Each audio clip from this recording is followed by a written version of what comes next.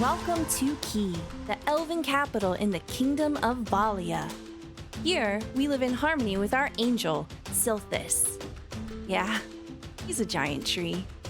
Our adventure today centers around 4 particular warriors of note that have risen to significance in Key.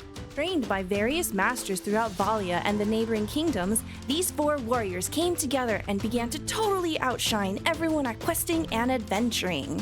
Slowly, they reached an almost mythical level of power and ability. Efficient, capable, and talented in every manner, there was nothing that seemed able to stop them. To us, they're kind of like superheroes. Thanks to the heroes, prosperity bloomed in our city.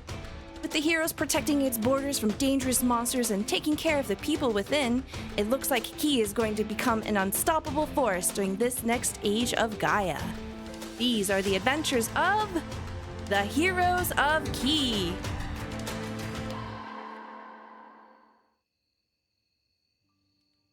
As you look up, the dense canopy above you begins to shift. The sort of twilight blue bleeding into these shades of sickly green. There is an otherworldly aura that unfurls like a green bruise across the sky, shimmering waves of eerie glowing green pressing down through the treetops. The colors kind of ripple unnaturally. Their light is tainted as if corrupted by some malevolent force. Each of you would probably, with your elven nature, sense that the air around you feels kind of heavy, suffused with this kind of unnatural dread. The forest kind of holds its breath, waiting for something dark and terrible to emerge from the shadows. I think you all decided to sort of head back to town as quickly as possible, if my memory is correct, but you tell me if there's anything else you want to do right here. No, we would be checking on our townsfolk as quick as possible. Okay. As promised then, let's start with athletics checks from all of you. Uh-oh. 18. A 33. A 7. Athletics. I'm good at this. 11.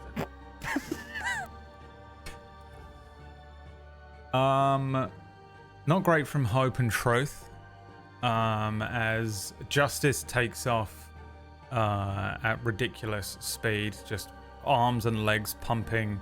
It's nothing to move at such graceful speed, flipping over a fallen tree, rounding a couple of different large tree trunks.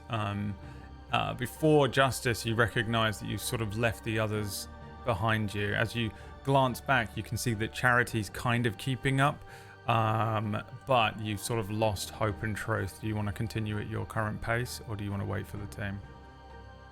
We are only strong together. I wait for the team. Yeah. Justice sort of slows down here. Charity are easily able to catch up. Truth and Hope eventually manage to make it towards wherever you made it to in your ridiculous display of athleticism, Justice. And you guys make it back to the path, and there is a sort of a scene here where the 4 of you are just powering back towards the town. Some time passes. I think it took you a little while to get out this far. You're quite far north of the gate, a couple miles north, I think, 2 or 3. Justice could probably get back in like 6 minutes if he wanted. I don't know how quickly he can run a mile through a forest, but with a 33 on athletics, it's probably pretty high. But with the others sort of slowing you down a little bit and you want to stick together, it takes you a little bit longer to make it back to the city. As you do so, as you approach, and on your approach back to the city of Key, there is this sort of the distant sounds of battle start to grow louder. There are shouts, there's the clang of steel, and there is sort of a guttural roar of these strange, twisted creatures. The city walls come into view. The ancient elven stonework is illuminated by flickering torchlight and the green light of the Aurora Borealis above. But you can see that the gates are sort of partially splintered. They're bulging and twisting, and chaos fills the air. You can see that there are town watch and militia. That's two different arms of the groups of fighters. They're all locked in this desperate combat. Their faces are grim as they're holding the line against a horde of monstrous lizard-like undead-looking creatures. Their eyes are glowing with this strange green light, their decayed scales glistening under the dim glow of these walls and the green light. You get a sense of a stench as well, rot and death assaulting your senses. There's a stampede of these undead, and it feels like the north side of this gate that this isn't the heaviest part of where the fighting is, but this is where you arrive. You can hear the defenders crying in pain. You can hear the resolve of people fighting beyond the walls, kind of blending into this haunting symphony of creatures and fighting. What do the four of you do? What's happening? I don't know. We must assist the defenders. We have to help them. We should It's go okay. where the fighting is thickest. Yes, and we can do this. We can protect everyone. It's what we do. I agree. That's right. I would like to Yeah, go on.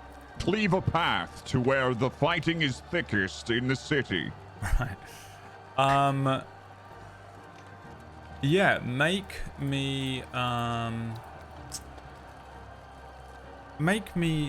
attack roll, Justice. On 25. Justice sort of launches forward, bringing up this, it's a greatsword, right? A huge sword. Jezebel, this enormous greatsword, and just starts cleaving, swinging it and arcing it down through these creatures. This thing is just moving through these creatures with an unbelievable ease as this is Look at him striking through each of the these lizards. But they turn, they start to recognize that the four of you are out here. And they start to swarm Justice pretty quickly. Do the other three do anything? Of course. Yeah. I move into his defense. Okay. Sword and shield, what are you? That's right. Sword and shield. paladin. A shield slides in next to Justice as one of these creatures just leaps at him. Bong! It kind of like a velociraptor does that thing where it scrapes and scratches at the edges of your shield. And then you push it off Truth. It flies back into this group. You then bring your sword down, stab this thing through the chest, but you recognize that it isn't dead. It continues to move as if you haven't just stabbed it straight through the heart, swiping and snapping and What is biting this? at you. What are these beasts? Why They is it still continue moving? to swarm around you now, a sort of a large swarm of these creatures breaking off and surrounding the four of you. Charity and Hope, are you doing anything here? Yes, I'm wielding my warhammer, and I am trying to take out as many of these things as I can see, bludgeoning them. Yeah, make me an attack roll. Oh, 15. Yeah, this warhammer comes in next. It crushes the head of the lizard folk that is on the ground. This zombie. It explodes. The thing finally stops moving. The warhammer comes back up, breaks another one's jaw clean off of its head. It kind of leans in as if to bite at you, but without a lower jaw, kind of fails as you bring the warhammer back down on top of it. Another one appears behind you. Justice bifurcating this thing, splitting it into a shield, comes up again to stop another one as a sword thrusts through a fourth one of these creatures. Charity, what are you doing? I have one hand outstretched, a ward around the front of me, my longsword in my other hand as I slash. Give me an attack roll. Yeah, and sort of as these creatures start to move around you now, they're swarming about you. Charity moves into the space where the four of you may have left a little open, comfortably working again as a team. The four of you see this ward come up with this kind of arcane burst from Charity's hand, and then she starts slicing at these things. The four of you start moving as a kind of single unit. You see these creatures falling and breaking underneath the might of the four heroes, but they keep coming. They're pushing around. You get the sense that they're kind of swarming around the entire city. At the top of the gates, you can see that there is a young elf watchman, knocks another arrow, fires it, and then glances down and recognizes that there was something else happening over here. Suddenly he turns to one of the other elves and says, "Captain, look, it's the heroes. They're back. Open the gates." "We can't open the gates. You'll have to make your way up," he shouts down towards the four of you. You guys are able to make it to where the gates are, but you can see that these creatures have done a lot of damage to it. They're swarming up the walls, kind of World War Z style in places. The gates are about 40 feet high. At the top, the parts of the wall are even higher. The gates are actually kind of one of the lower points because you can sit and stand on the top of it. The walls themselves are probably about 50 feet high at their peaks. Do you have any way of climbing and getting up and into the city itself? The elves on the top start concentrating their fire down into the area where you are. "Protect the heroes!" Firing arrows. You can see them kind of, these volleys of arrows knocking lots of these lizards down, but not making much of a dent in the overall swarm. I kick my heels together and my winged boots take flight, and I would like to see if I can carry Charity up over the wall. Yeah, I mean, I don't Can I do know. that? I don't know what the rules are on flying boots, but I would imagine you probably can. Give me an athletics check anyway. Okay. Oh gosh, 11. I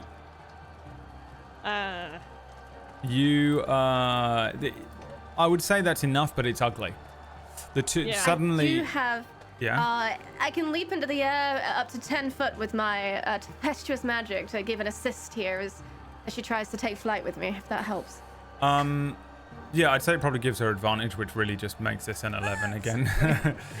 But I think we see Justice and Truth sort of back up against the gate and continue to slice at these creatures, while we see Hope just sort of kick the heels together, fly upwards. Charity, with another burst of arcane energy, launches up into the air, the two of you gripping arms, and then kind of awkwardly, it's like an awkward spin as you make it up and onto the top of the gate. The two of you are now at the top of the gate. Yeah. I would like to go down for the other two if possible. I know it's tough because these guys are bigger, but I Yeah. would like to try. These two are bigger and heavier, I and can they're also in also- heavier armor. I am a guide Yeah. of the storm. I can choose which way the wind will blow in a 100-foot radius centered on me. Maybe if I can choose the wind to blow upwards, I can help. Okay. And I do that. I will the wind begins Yeah. blowing unnaturally upwards into the sky. Yeah, and it kind of buffets at some of these creatures as well, kind of giving you a break, Justice, giving you a break, Truth, to reach up and grab at the hand of Hope as she flies back down, reaching down for one of you. Who's going up next? You go first. No, Truth, you go first. I will hold them off. I have the shield. I'm a better climber. That you are. I'll take Truth. Grabbing, grabbing Yeah. Truth. For Give me Valia. give me another give me another athletics check. You would have had disadvantage on this, but because of Charity, you have advantage, so it just cancels out. It's whatever you roll. A Okay, 19. Yeah, this is a much smoother transition this time. As you reach down, you grab onto Truth's arm, doing that thing where you kind of grab at the forearm of his arm. Yeah. And then lifting him a close upwards. up. These boots kind of struggling a little under the weight of the much larger individual with his armor on, but yeah, you managed to lift him up, without even, you don't place him gently down, you can just kind of launch him upwards. He can do his own kind of cool triple backflip through the air, landing with a superhero pose, shield up, sword out, and then you're going back down, or is Justice climbing? Yes. While this is happening, I expertly sheathe my sword and begin to climb. In that case, I will okay. be trying to shoot things that are going after him as he I climbs. am firing firebolts. Give me an Down athletics below. check, Yeah. Justice. I'm cheering him on. A big athletics check. Natural 35. Yeah, how this is the most beautiful thing ever. How and why and what does it look like? There's a fireworks of arcane shit going off as well. Volleys of arrows. I'd like to take this opportunity to explain how I sheathe my sword just like a certain someone from a certain Final Fantasy game. And then I climb expertly, leaping from grip to grip. It's almost as if I'm flying. And I do a triple backflip over the top in full plate mail, landing fist down. I do crack the walkway just slightly. Yeah. The captain fires down one more arrow and turns to you all and says, "What is going on?" I don't know. They, We were hoping you'd be able to tell us. What's happening? What are these things? they came out of nowhere. We don't know. Go. Find the king. Find the queen. Oh, do not worry. We will help you. Everything is going to be okay. For Valia. For Valia. Valia. Now that you are here, that one kid that was there last time with you who sort of sent you off, he had a sullen look on his face, just absolute pure fear, but now he is filled with hope as he sees all of you. Well, not filled with hope, Fucking but epic. filled with the actual hope. Right. Hope does not.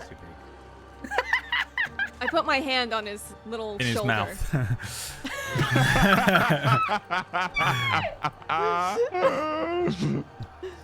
Remember, hope can never truly be lost. It's inside you says. all along.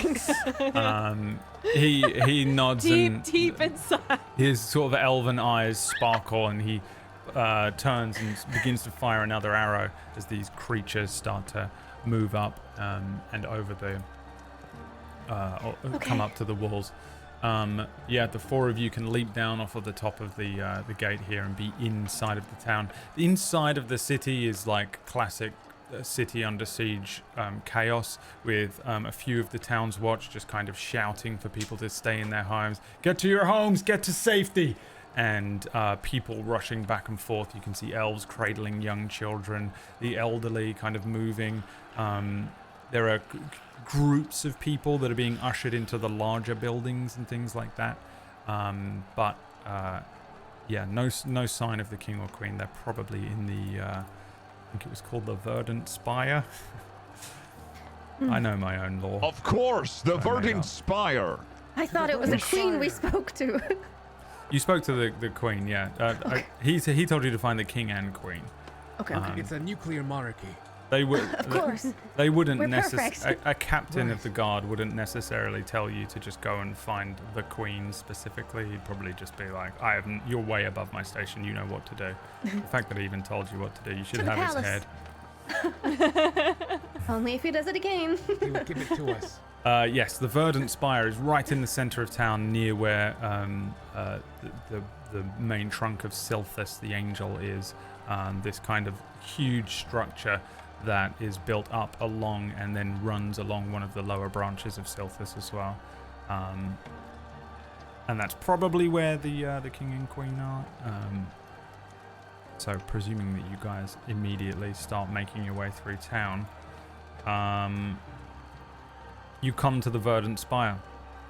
Again, chaos at the center of town, slightly less madness because you're not right at the edges of the walls themselves, but the you sort of come to the area where you see just a group of palace guard now. These are like the elite elves. They wear full kind of mithril and Silthus leaf armor gleaming, and it looks like a bluish silver color with these helms that come down covering their eyes and kind of come up to an almost a cone and a point. They have these large winged silver embellishments on the sides of the helmets, each one armed with a magic sword and a magic lance, and they're marching out of the verdant spire. You can see there's probably about 18 of them, and at the center you see the king and the queen. You recognize the queen still in her same sort of green outfit, she's kind of druidic in a way, and scholarly looking. But you also see the king. This is not a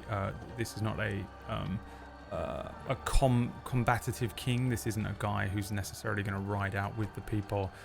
He's more of a wise and serene figure, kind of old, even, you know, for elves they age in a certain way. You recognize that he is wearing his own robes, but there is somebody behind them, one of their squires, kind of carrying the king's armor as well, as if perhaps he's preparing potentially to have to go out as well.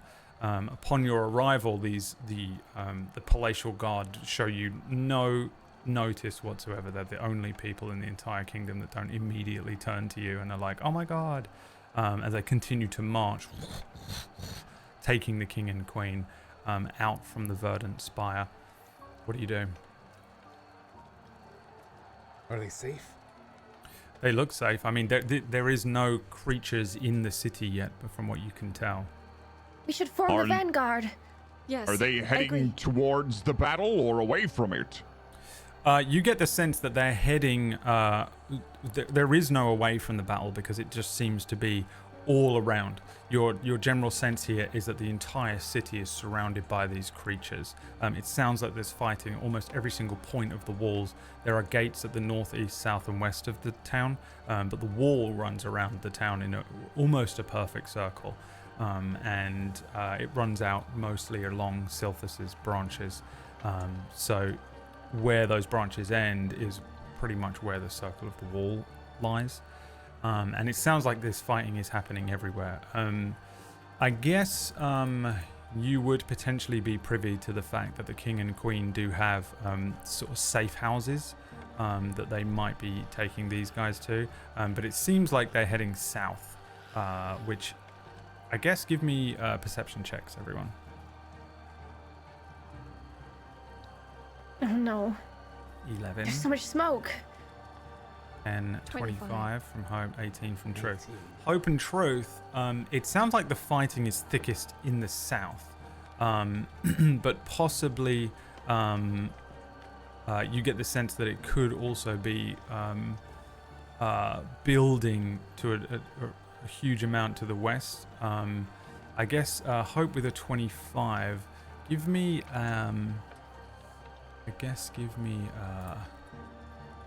maybe an insight check. This is a hard one to know what it would be. What's like a battle tactics, battle knowledge check? Intelligence, maybe? History. Yeah, history History or war. or I'll allow insight. I will take insight. Okay. Oh, great. Okay. Cool. Natural one. Yeah, it sounds like the fighting is thickest in the south, but you also get a sense that it's relatively thick in the west as well. Okay. Are the We king should and ask the queen if they have any orders for us. Are they known to participate in any wars historically alongside the people? Are they good at that kind of thing?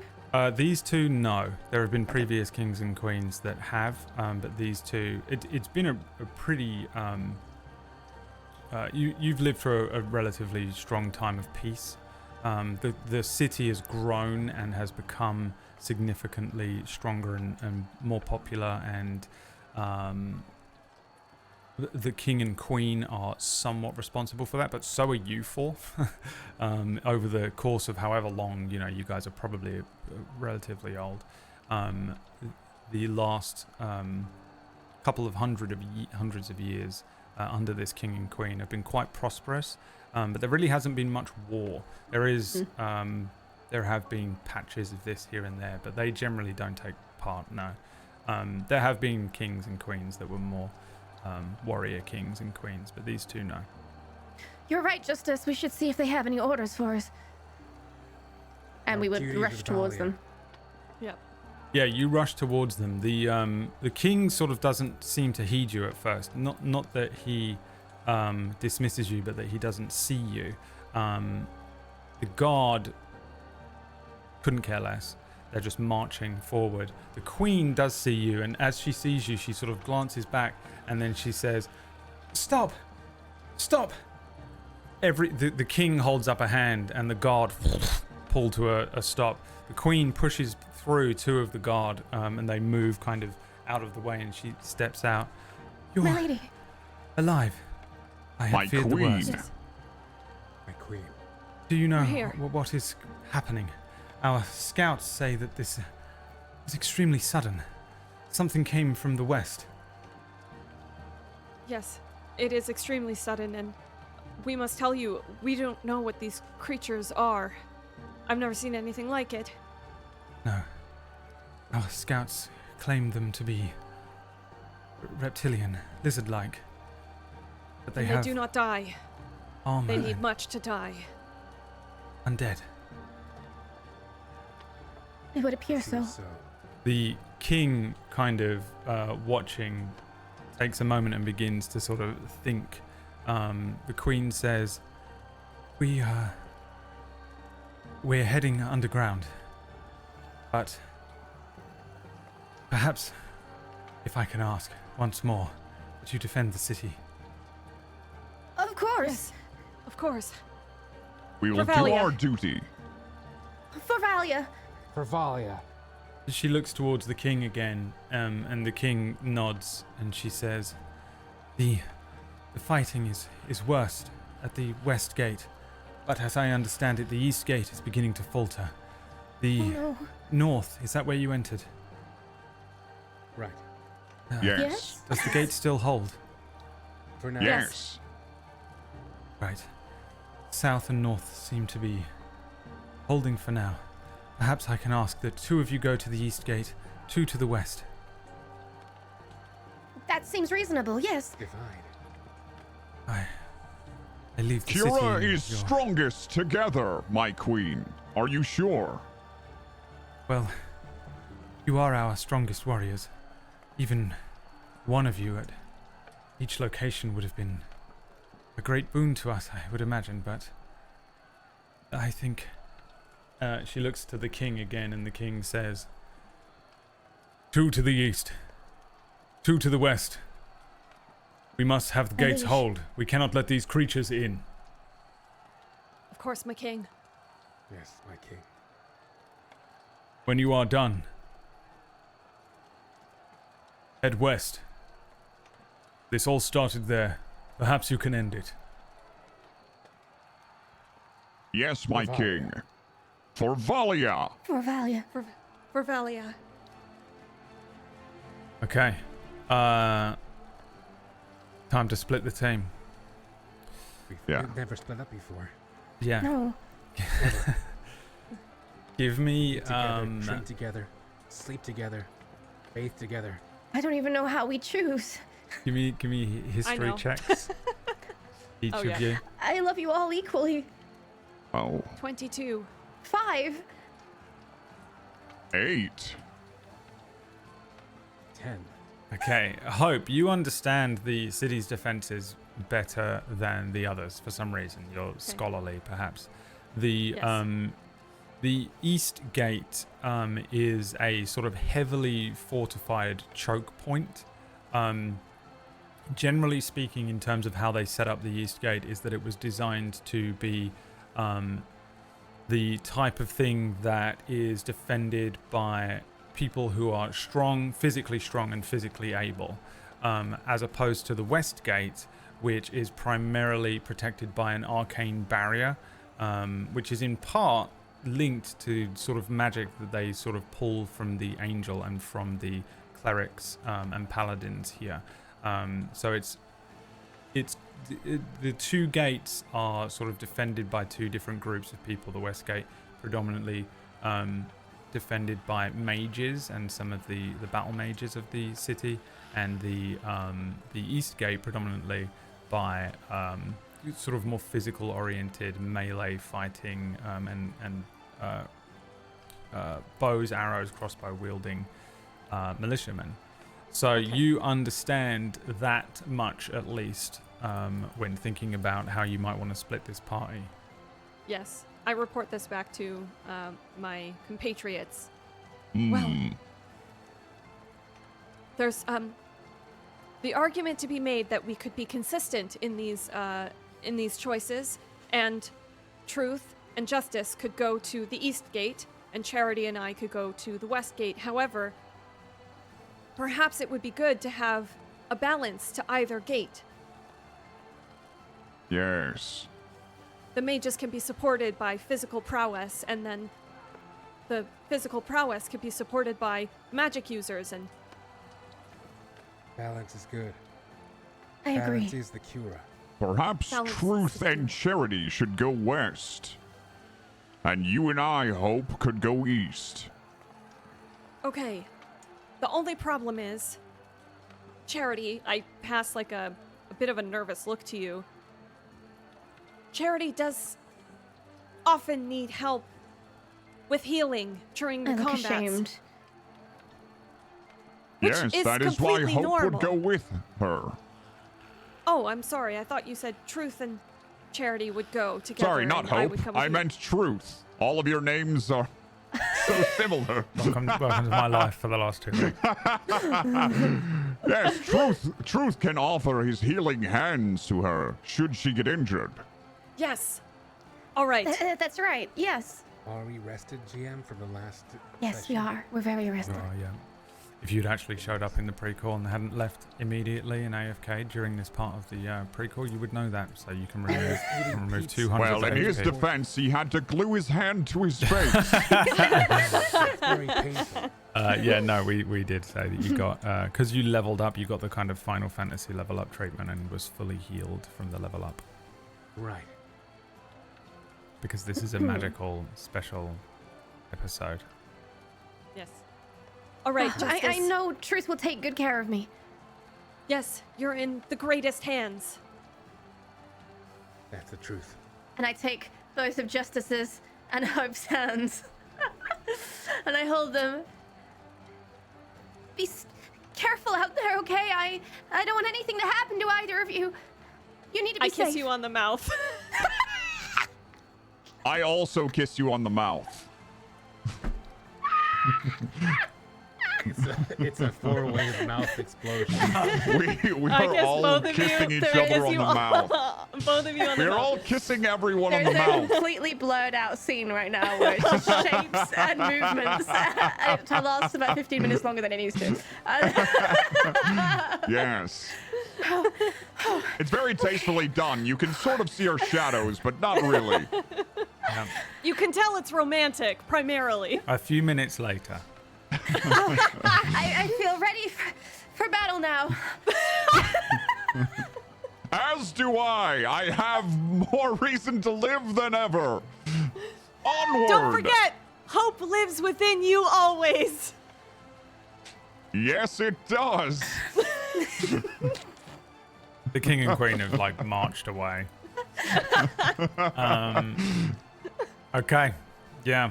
So who's going to the east gate, the melee-oriented gate? Hope and justice. Open justice. Okay. Yeah, we see Hope and Justice suddenly dart and rush east. We see Charity and Truth Take heart. head off to the west. Revalia. Revalia. Let's Revalia. bring you over to this very special battle map that I've created, which has both gates on it, so that we can do this at once. This is what you're looking at when you arrive. Oh, this is cool. So you've I got like the this. east gate here with certain creatures rushing towards it, and you've got the west gate down here, and I'm going to be bouncing around on this a lot, so it's probably going to be really annoying for you players. That's what we just. Hey! Hey. But what I do want is a turn, an initiative from each of you. Okay. Where is my token? You come rushing in towards the east gate, in particular. Justice, Hope and Justice. So we're going to start there. West Gators. You're at the West Gate. And East Gators. You're at the East Gate. Just place yourselves somewhere nearby for now. Very well. And I thought that I'd set up another thing here, but I guess I didn't, so that's cool. I'll just do it again. Alright. So, I need to add 2 zombie swarms. The ghouls. You know what, actually? I'm going to be smart about this. Since I get to redo it.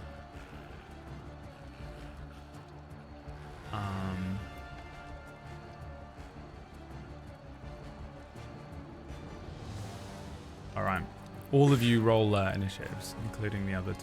Did you do it? I don't have Yes. a token on the map yet, so I didn't want to do it. Oh, you can drag your own token on, but I can. I guess I'll just do that. I guess I There's a should do map. all the work. At the bottom. Who are you and what did you do with Charity? I mean, I love This is Leah, everybody. our antithesis. Right, Truth and you guys. Okay. Oh shit. 16, 15,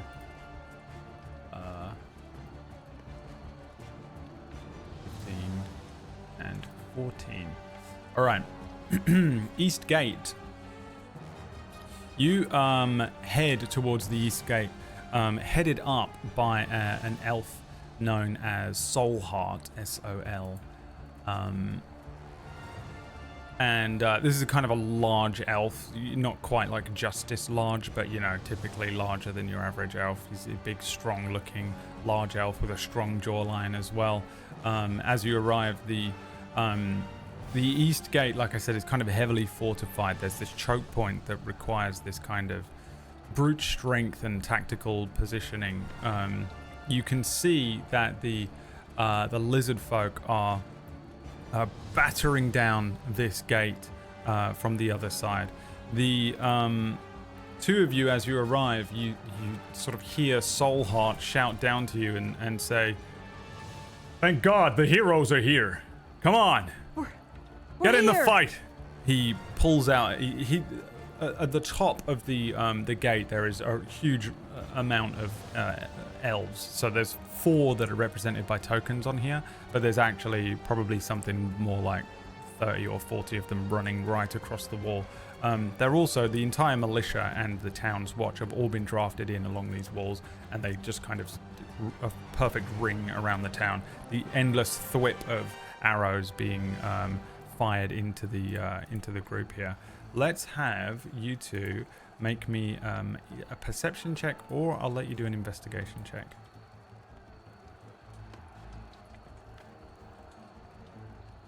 A perception check from me at 19. Me as 20. well, at 20. From Hope. Okay, you can see that the gate itself is cracking and breaking under the strain of the horde that's on the other side. These creatures are like piling up over the walls in places and being sort of like struck off of the walls and pushed back down. The gate itself doesn't look like it's got very long to hold. Soulheart shouts down and says, "How do you think about getting out there, thinning their numbers?" We can do that. We can do that, cousin. He's my cousin. And I wave at him. Oh, right, yeah, this is... I thought for a second you called me cousin, and I was like, wait. Wait a minute. This is Soulheart Christ. Yes. That's correct. Yeah, he looks exactly like you, but smaller and older. He says, "Okay, we're going to open the gate. The heroes go out. They thin the numbers, and then they get back in, and we're going to use that time to repair the gate." Wait! Don't open the gate! We can get over! I kick my heels together and lift into the air. Can Okay. you climb? I say. I'll just run up the stairs and leap off the top. I'm sure that'll be fine, right? What's the drop? 40 feet. Yeah, 500 feet. make me an athletics check. Oh, this should be fine. Fuck! I think it was 30 feet for the His gate. So you shins actually take burst out his 3d. legs. You actually take 3d6 bludgeoning damage on that natural one. Can I catch him because I'm in the air? Can I catch him? You can make me a dexterity saving throw to try. Okay, I want to try and catch him before you. Oh my A 16? And then make me an athletics check. Oh boy. A 16? Consistent. It's pretty good. Yeah, you can slow his descent enough. Okay. That he goes running up these stairs, leaps off the top of it, and then there's that sickening moment as he starts to do that thing where he goes top heavy in the air. He starts turning over, and then just flying down suddenly, like Supergirl style, blonde hair whipping back behind her. I don't think I manages to- even care. I'm swinging my sword as I'm. She just grabs the back of your armor Ankle, and rights you as you leap into battle and just bifurcate one of these lizards again. Hell yeah. And the two of you, you will be over here. And it is. I don't take any damage. Nope, she saved you. Excellent. You're Power of Quura. welcome. Yeah. The power of Thank you, Kira. Hope. You, Hope, you go first in the combat, so we're treating the combat just as is right here. Okay. Okay, sorry, I'm just quickly reading. Yeah, you got 2 zombie swarms in front of you and 4 zombie ghouls. 2 zombie swarms. Okay, I would like to channel divinity, turn undead. Yeah, okay. Now you are 16th level, so does that affect this in any way? It does. It means that I destroy undead. But let me just quickly check. Yeah.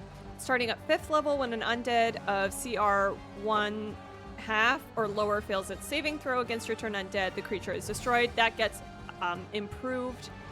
Let me just quickly check. Level 16 cleric, destroy undead.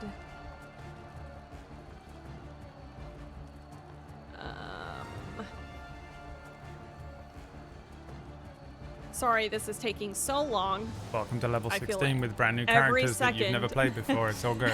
I feel every second of this. Even though actually your main character has this ability, so really you have no excuse whatsoever. You're removed from the campaign. Yeah, I agree. Well, at 16, yeah. Can I get assistance from D&D experts really quickly? I'm trying to look it up. Yeah, thank Let me you. see here. Improved, destroy, undead. So at 14th level, it's level or CR 3 or lower. Yes. Okay. So it would be CR3 or lower. I don't think that improves at 16. Okay. So we're good. And they make a save.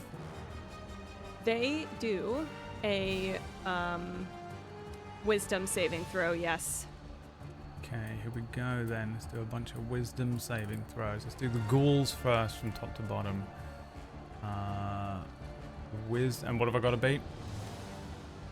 You have to beat 18. It's my spell save. Okay. Fail. Fail. Fail. Make. Imagine you'd done all of them. I'd have been so happy. Are they CR level 3 or lower? Yep. They just automatically destroy? Yeah, you destroyed everything on this field except for this one lizard folk ghoul down here. Okay, so what I do is... Yeah, what is this? And let's Okay. hope you don't want it later on. How many charges of this do you have at 16 level? I have equal to my hold on, proficiency bonus, so I have 5. Well, right now I have 4. I have 4 left. You have 4 charges of this. Yes, I do. Okay. Okay. Just so, for the YouTube comments, you took like 15 feet forward. You moved 15 feet forward, right? Yes, yeah, It's yeah, a 30-yard totally. range. Yes. Oh, is Yes. that what it is? That's the downside to it? It's only 30 feet, right? Yeah, okay. So I think the caster is safe. But You're the rest actually of them get there. it. The caster is safe. Yeah, the rest of them get it. Okay.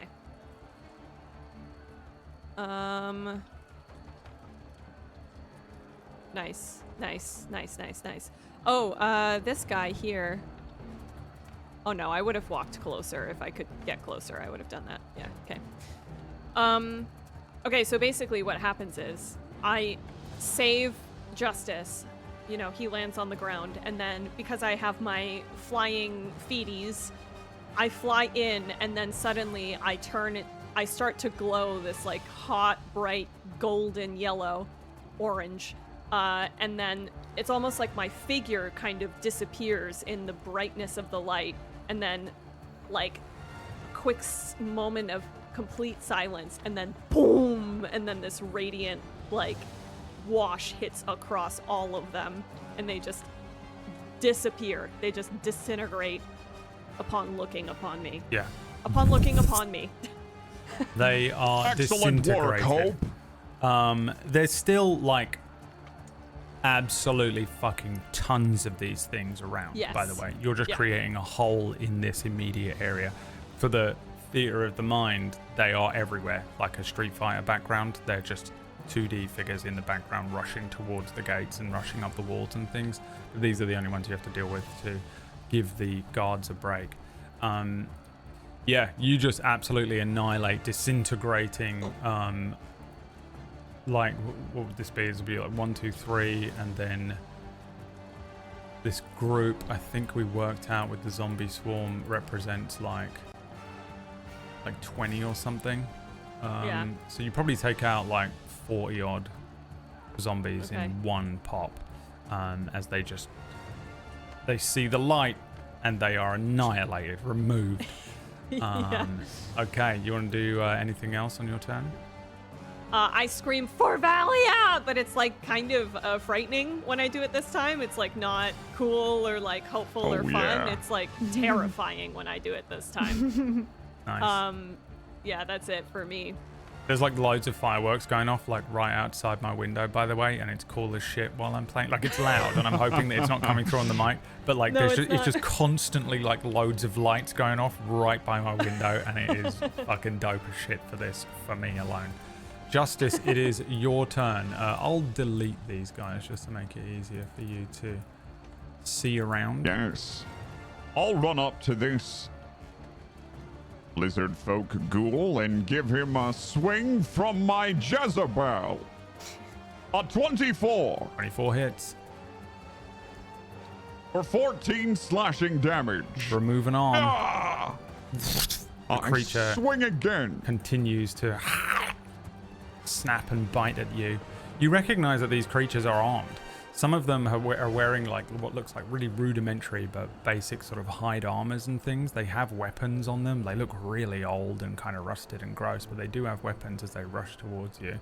But again, just like you had with your other characters, this is a creature you have never seen before. These lizard folk we now know are from another world. They're literally from a parallel universe. In this universe, there's no such thing as a lizard folk. So this is a crazy looking being. And on top of that, it is clearly undead as well. 24 for a 19. How do you kill this one? Yes, I took an arm off and then I swung around and cut its head off. Nice. I think I found the trick to killing them. Well done, Justice. Cut off its head. Yes, I killed this one. Is that the end of your turn? You Good wanna job, do more? boy. Yeah, that's the end of my turn. All right. The caster here. Now, we haven't seen these before because I didn't want to reveal too much at the beginning of the campaign that they were sentient beings of some kind too much.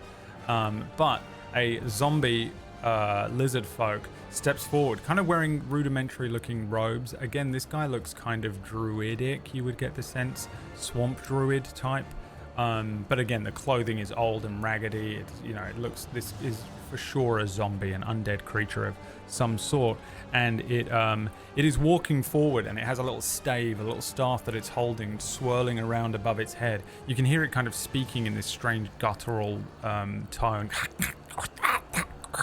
And as it does so, these green arrows begin to form above its head, and they streak outwards away from it, launching towards the two of you. I think, let's see, let me double check. I think this is a spell attack. Yeah.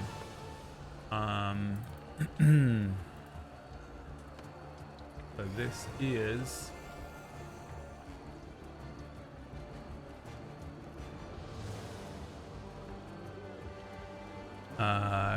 22 against your AC, Hope.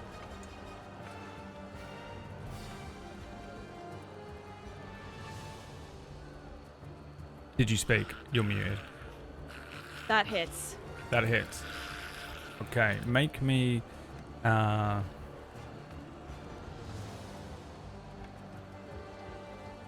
you don't make a save. Oh, okay. I honestly believe in all of my years of GMing, I've never seen or used this spell. It is Melf's Acid Arrow. And I just wanted to use it. So you take 12 acid damage immediately, and then you take 2d4 acid damage at the end of your next turn. Okay. Ah! I say. All these arrows strike into Hope here. So now we go, by the way, we're going straight through the other team for now, and we're going back round to Hope. It's your turn. Okay. All right. So he shoots this arrow at me, and I'm kind of enraged. Again, I still look terrifying. Like, I no longer look incredibly heroic. So I'm gonna rush this caster a little bit. We'll go to 30. And then I'm going to cast Guiding Bolt. I'm gonna throw a Guiding Bolt at him. Okay. 26. 26 hits. Okay. I'm gonna cast it at level 3. That amount of damage. 21. 21 radiant damage. Yes. Okay. It takes 21 radiant damage. It's still alive. Okay. And then I am going to I'm about to take a lot more damage, right? You're about to take 2d4 acid damage, so not a lot more damage, but some more damage. Okay, I'm gonna Healing Word myself at level 1 just to... Yeah, I'll take 6. Okay, just to negate some of that. Yes. It is your turn. Justice sees Hope take some damage, and he says, "Not this day, zombie lizard thing."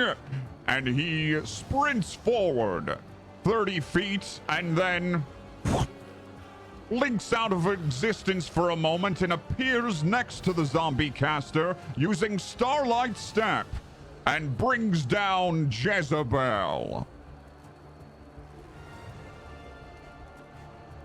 For 15.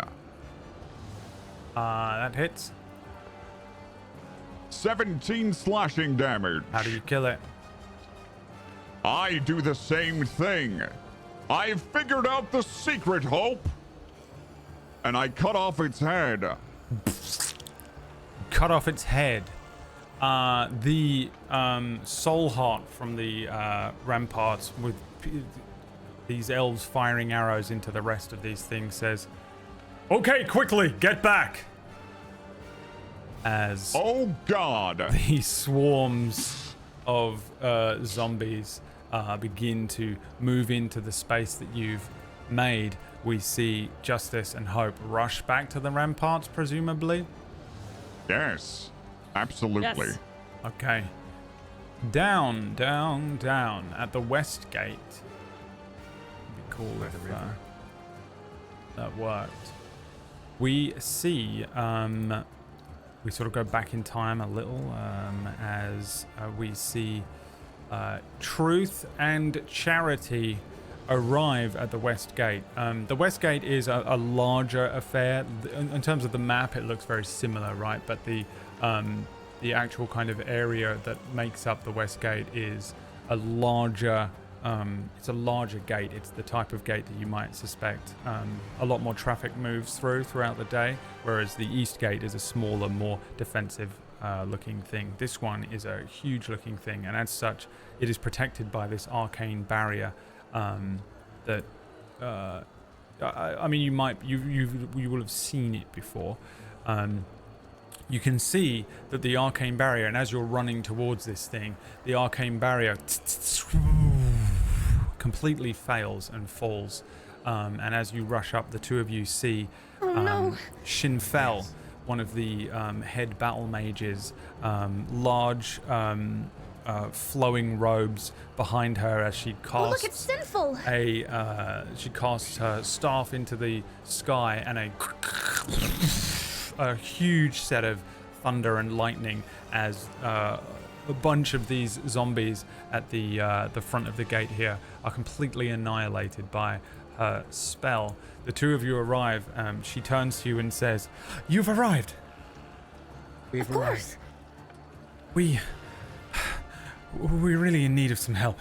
Perhaps you could get out there and clear out some of those while we try and mend this arcane barrier. My pleasure. Gate is wide open. There is a physical gate as well that you see a group of battle mages start to push closed. And as it's closing, she says, "Right, quickly. I assume our heroes will be quite fine out there." You rushing out?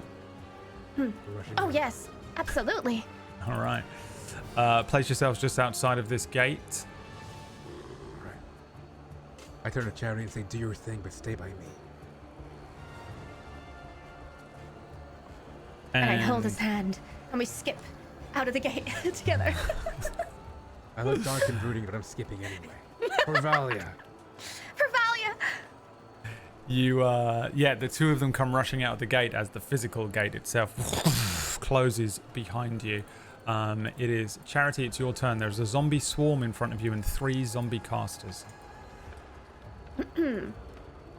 I take a look around me at all of the lightning crackling in the air. It's making my hair stand on end, and I'm excited. I take a few steps forward, looking back towards Truth and nodding.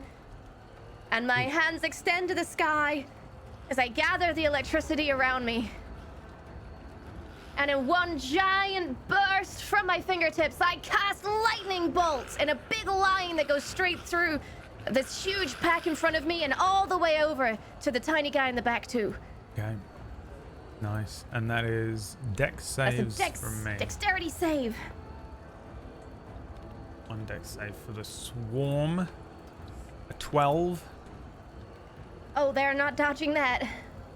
And a 17 from the caster. That fails as well. Now let me just double check something before I roll this damage. I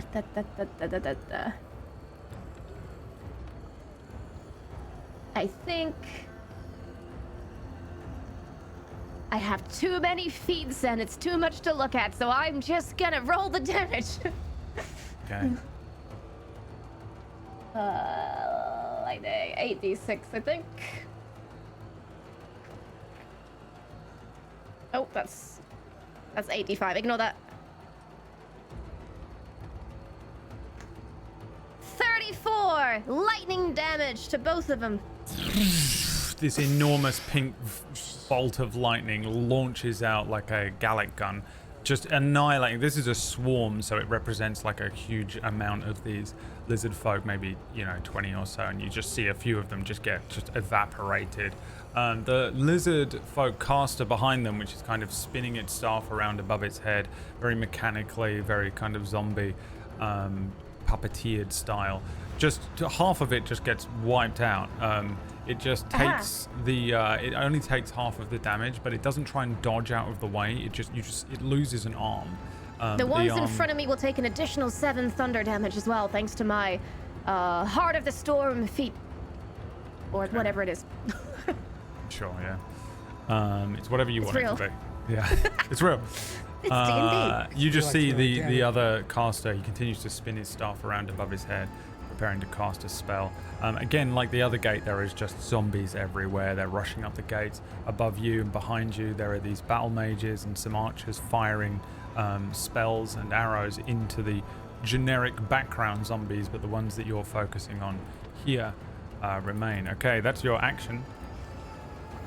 That's right, and I cast Flame Blade. My longsword explodes into pink flame before me, and that I think is that for now. That's just for the next turn. Okay. Truth, your turn. I take my longsword and I shove it into the ground for a second. And I say a small prayer to my angel. And as I do, roots run up the blade, down the blood vein, and then lock, turn to steel, and ignite as my sword shines a bright white light. And I run in front of Charity, shouting, "For Valia!" For Valia! I have, first of all, channel divinity for sacred weapon, which will just increase the odds of me hitting with my sword, hopefully. Then I'm gonna swing at this zombie swarm in front of my compatriot.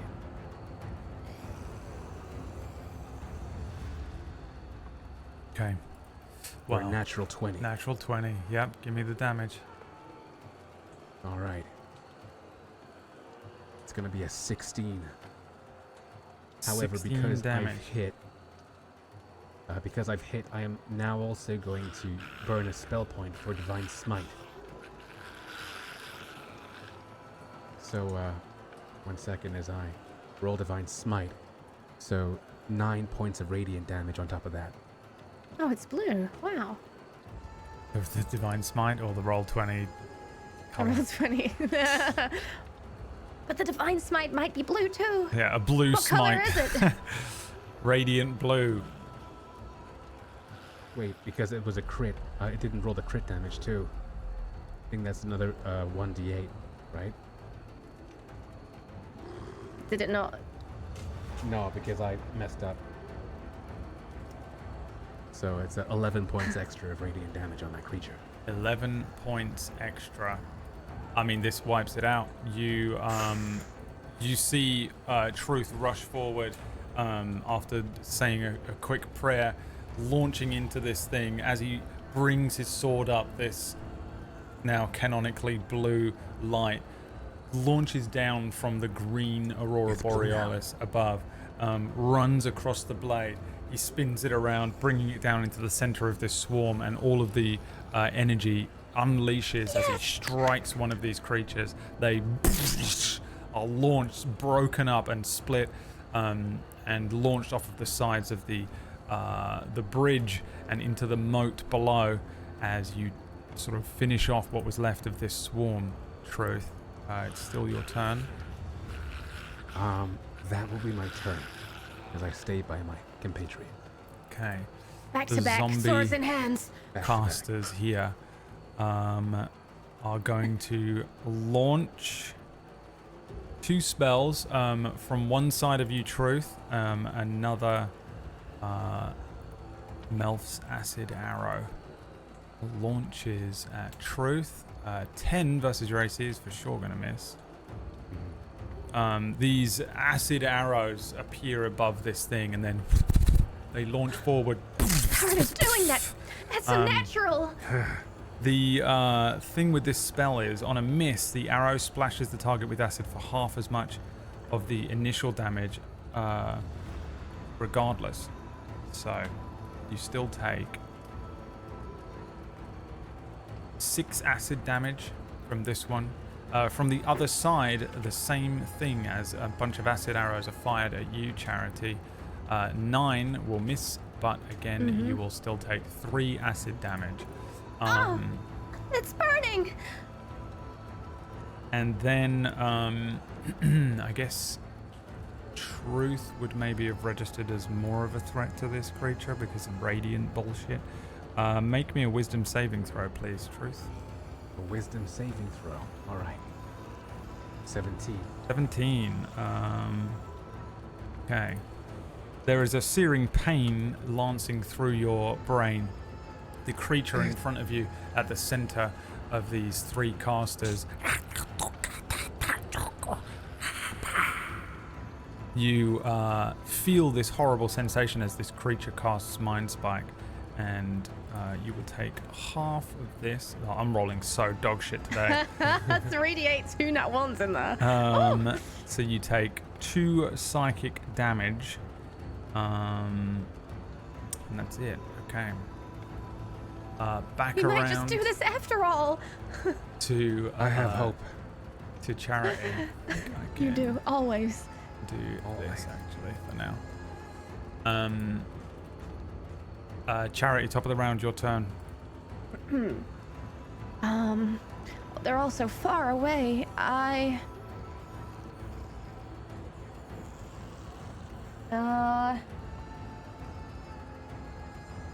sweep my flame blade through the air, and in my other hand, it was simply a feint maneuver as I throw a firebolt at the yellow one down here. Okay. That is a ranged spell attack. It's a 17. 17 hits. You move in, I can always cover you. That is 3d10 for 12 fire damage. Yeah, fireball launches out. It strikes this creature as it continues to. It doesn't seem affected at all from being struck by anything, but none of them have so far. They're all mindless zombies. And I lead the charge down the bridge, screaming all the while. Okay. Truth. All right. I follow her. Ah! Ah! Ah! Ah! Butterfly. Ah! 3 minutes later. Like the motion lines streaming behind us.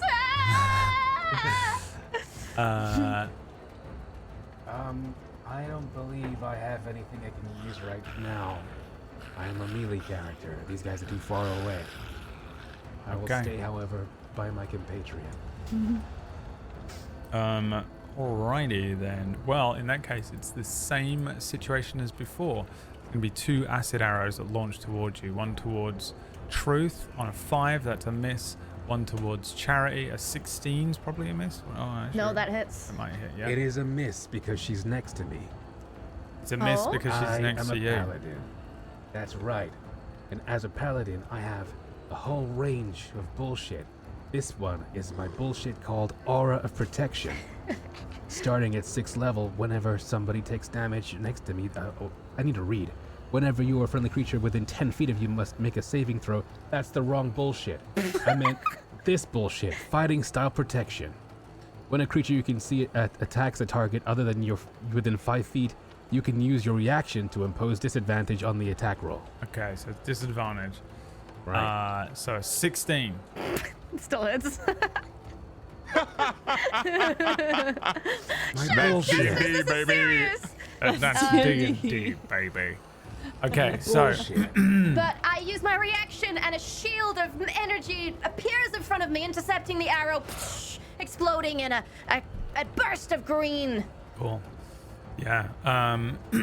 Okay, so you take Truth. You take 6 acid damage because on a fail you still take damage, and Charity, you only take 2 damage here. Charity, this time you need to make me a Wisdom saving throw. 20. 20, nice. So you will only take half of this. 9. That was a good roll. Yep. Lucky you made the save. Again, this creature as a searing pain rushes through your brain as it casts Mind Spike Charity! on you. Charity, it's your turn. I shake my head to remove this pain, and I rush forward, my flame blade still lit, as I make a two-handed attack on this guy for 27 to hit. That hits. So this is an additional, I believe this is how this works, please correct me if I'm wrong. I believe I do an additional amount of damage to it thanks to the flame blade. Yes, 3d6 fire damage on top of this, so 17 damage. Okay. You do. I swing in a huge circle, whoosh, trying to hack at its neck. Yeah, I think you do hack at its neck. There's a flame that runs down the side of this thing, kind of catching the creature on fire. Its head falls to its shoulder, but isn't fully hacked off. It continues to... No! It looks Die! pretty messed up, but it hasn't died. You want to do anything else? That is the end of my turn. Okay, Truth, it's your turn. I run towards the other creature, and I'm going to attack you with my sword. Okay. For a 23 to hit. 23 hits. For, oh, sorry, that's only 10 points of slashing damage. Okay. Anything Then else? Actually, I'm going to burn a Divine Smite. That's going to be 21 points of damage altogether. And then Okay. on my extra attack, I'm going to attack it again with my sword. For a 17 to hit. 17 hits. It's going to be 8 more points of slashing damage on this creature. Did you both do the same amount of damage? Pervalia! Valia. I think you did. No. No, you didn't. Pervalia, question mark? The other one was already hurt. They have the same amount of HP remaining. And I was about to lose my mind. Okay. Yeah, both of them are still going. Both of them heads kind of partially hanging off, but not dead. At the end of your turns. That's going to be my turn. Okay, the two of you can make me... Oh, you know what? Suddenly they just... And they fucking explode. Make me con saves. It's a natural 27. Wow. Natural 27. For Quura! For Quura! What the fuck? Well, you would have taken half of that, but I'm going to say you don't take any damage because that's ridiculous. These creatures both explode, and all it does is just create a bunch of gore that runs across your faces and clothing. The two of you are just completely unaffected by it.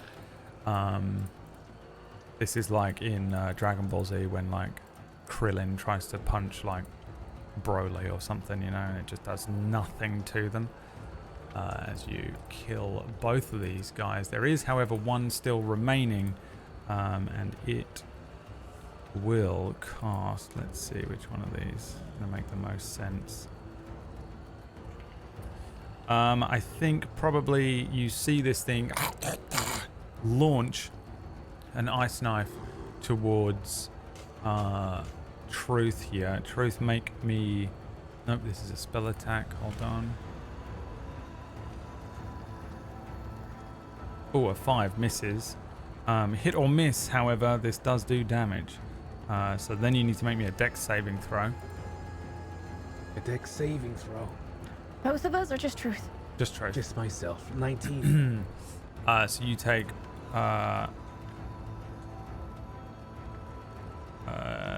the target and creature and the maximum it'll take. So you take nothing. You take none of this damage, actually. You avoid it. This ice knife launches towards you. As it flies past your head, as you dodge it, it explodes like a cluster bomb going off. You then turn your shield to it. All this ice, arcane ice, running into the side of your shield and then evaporating. And it is your turn, Charity. I don't know why the creature was removed. Oh, let's see, how far away is it? 85 feet. I throw a firebolt at it. Can I see it? Yep, you can see it. Amazing. I spin dramatically. 15 to hit. 15 hits. Takes 22 fire damage. Damn. Yeah, you just immolate this thing. This firebolt launches towards the creature, and it strikes it dead center of the chest and runs across it. Pin down, pink surprise. It burns it away. This kind of takes us out of combat, but it's not over with the gates here as we go back to the east gate. You, the two of you, hear Shinfell say, "Get back to the gate!" At the east gate, we see Justice and Hope. I'll get the names eventually, like episode 6, guys.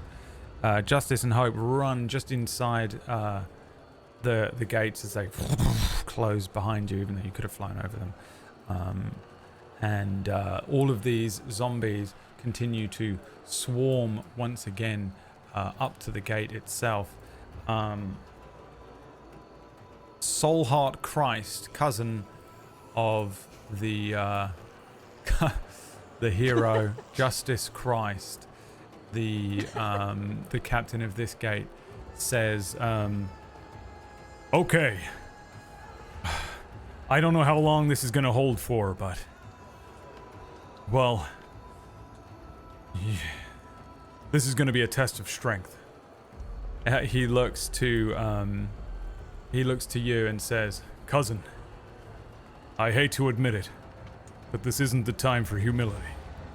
You're stronger than I am. Can you hold the iron beams and the wood?"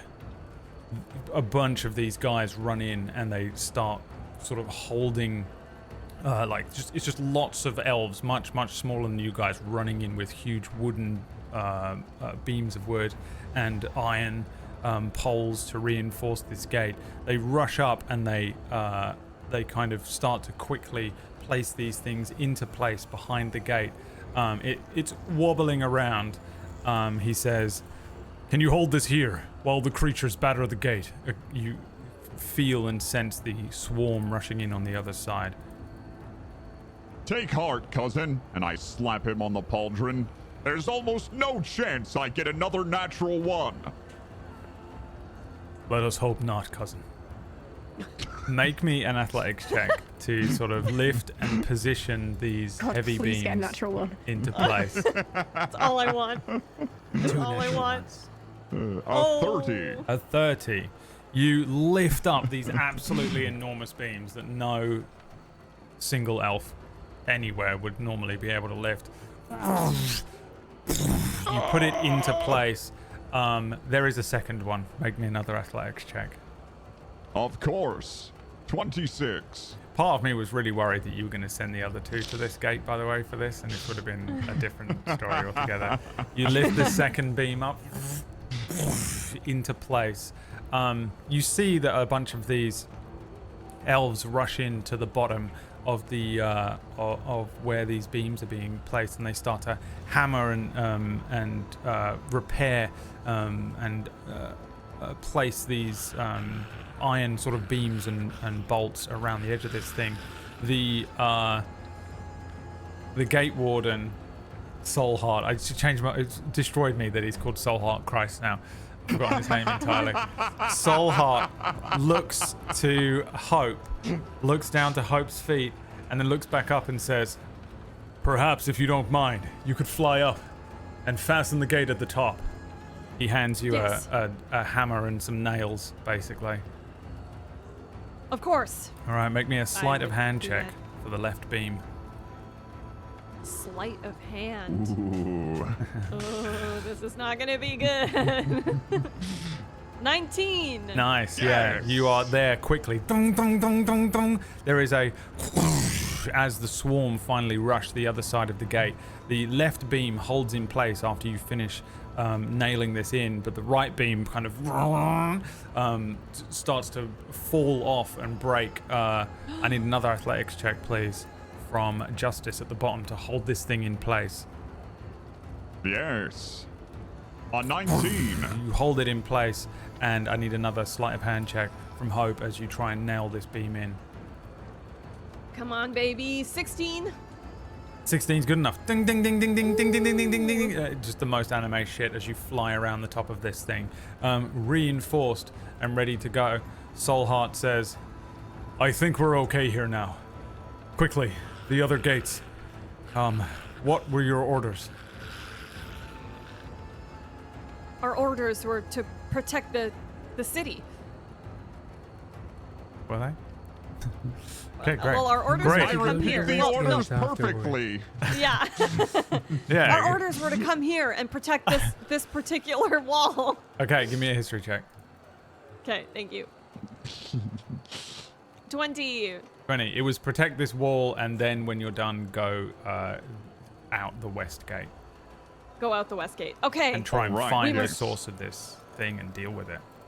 All right. We must now go out the west gate. That's correct. Those were your orders. Wait, Never you don't fear, know that? cousin. I slap him. No. I That know, was I that know. was my impression of Justice Christ saying that to you. Oh, okay. I That is correct. thought his cousin was speaking to me like that. Yeah. We do sound very similar. It's confusing. Soulheart sort of turns to you. He grips your forearm, Justice, and says, Predator. "Yeah, full predator. Both of their arms like absolutely bulging. Go with Silthus.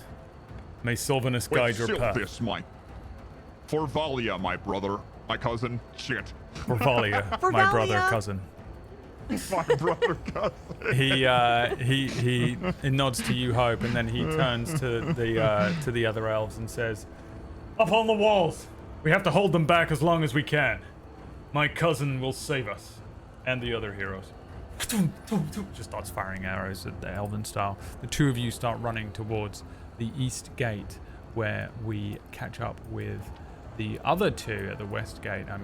As you run over to the west gate, the two of you run in through the west gate as it closes behind you. And this is not the two of you. Sorry, this is the other two characters who definitely have Charity and names Charity. that I can Truth and remember. charity Charity and and truth and charity. You run in through the gate here, and Shinfell, the battle mage and the sort of captain of the west gate, says, "Okay, we have to restore the arcane barrier. You're both heroes, but do you have any idea on how you might repair this barrier? There are 4 crystals that sit, one on the lower level, 2 on the lower levels, 1 on either side of the physical gate, and 2 on the higher levels at the top of the watchtowers. There are 2 crystals. All 4 of those crystals seem as though normally they're kind of filled with a green, bright, sort of very pale green energy, and at the moment the green energy is kind of flickering and flicking out, and what is there and what seems to be kind of affecting it is almost an infection of purple energy that crackles and runs across each of the crystals. That's what you see, but you can make me Arcana checks if you would like to see if your characters recognize what is happening with them. I know what's going on with the 3 minus 2. A 3 and a 10. Both fails. I'm not paying any attention. You see Magic. Magic's for magic people. you see that these crystals are obviously malfunctioning in some way, and Shinfell puts her hands on her hips and looks up at them and says, "I can't imagine what's happening to them. Crystals have never failed us. Any ideas?" Well, there's something strange in the air, that's for sure. We should go look, right, Truth? Or fix the crystals ourselves with our faith. That's right. We will. Yeah. Anything you might try. I place my hand. Are the crystals high enough to touch? The ones on the lower floor are like right next to you, kind of, like hip height. I place my hand among crystal and close my eyes and try and channel my faith into the crystal. Alright, let's see here. Yeah, let's see if you can pull some Cirrus bullshit. Give me a wisdom check. Just a flat wisdom check. Flat wisdom. My wisdom is the flattest. Natural 1. Cirrus, you ain't. They are unfixable. Rolls are so bad. They cannot be fixed. They are permanently broken and destroyed, as far as you can tell. These seem broken beyond repair. No. Cannot be. There's no way. I have studied the art of shielding for so long. I do have multiple shield-based spells that I have in my repertoire. I've studied for years. I'd like to hold my hand over the crystal and channel some of that shielded energy. Okay, what are you casting? I'm gonna cast a modified version of Blade Ward, which Okay. is some small like daggers start appearing around it as I shift that warding energy inside the crystal. What spell level is this? This one's a cantrip. Oh, that ain't gonna do shit then, is it? I mean, a fire. There's like a fire. A building's on fire, and I'm feeling it out. Charity I'm shows up having with a feel. thimble of water and is like, "Let me see if I'm this will helping. work." No, That's it on doesn't run. seem to. have any spares? I would say this though. You actually do get the sensation that something like this might work to process the magic in that way would potentially work, but Blade Ward is certainly not a strong enough spell to be able to do something like this. You failed your Arcana check, so I think that's probably all you get from this. Okay. Please hold. I'm concentrating. I'm holding my hands over this crystal. I'm thinking. I turn to the elf and I say, "Do you have any spare crystals? Like, I don't know, in a supply shed?" Spare crystals. Even if we did, it would take hours, days to completely replace them. This magic is old. I was only taught how to harness it, use it, not to fix whatever is happening to it, not to replace it. You would have to speak with the king. Maybe there's something I can do. I will try and cast. It's gonna be a massive waste. That's the only thing I've got though. That might work. I'm going to try and cast Tasha's Otherworldly Guise. Now, one of the variations of this is a level 6 spell. One of the variations is you gain a +2 bonus to your AC. So I'm going to specifically channel that component of it into the crystal. And this is calling upon the upper and lower planes and/or. Okay. Yeah, you begin to I don't know if channel this is gonna work. this energy into the crystal, and as you do so, you see that it kind of begins to flicker back into power. You see that the sort of bottom left-hand corner of this arcane barrier flickers back into place. As you channel the rest of this spell into the crystal, all 4 of them Is it will working? be fixed. The arcane barrier suddenly reappears in full around the gate. Looking at you, Shinfel says, "My God, you did it!" I'm never in doubt. I should have had hope. All right. Well, But I okay. had charity instead. Pervalia! Alia. She looks up to one of the battle mages on the battlements and says, "Report. They're flooding back in. We don't have long." It's okay. The barrier is restored. At least, for now, it shall hold. You can continue with your duties. Are you needed elsewhere? Well, we should meet up with the others and then we need to figure out what's happening, what's causing all of this.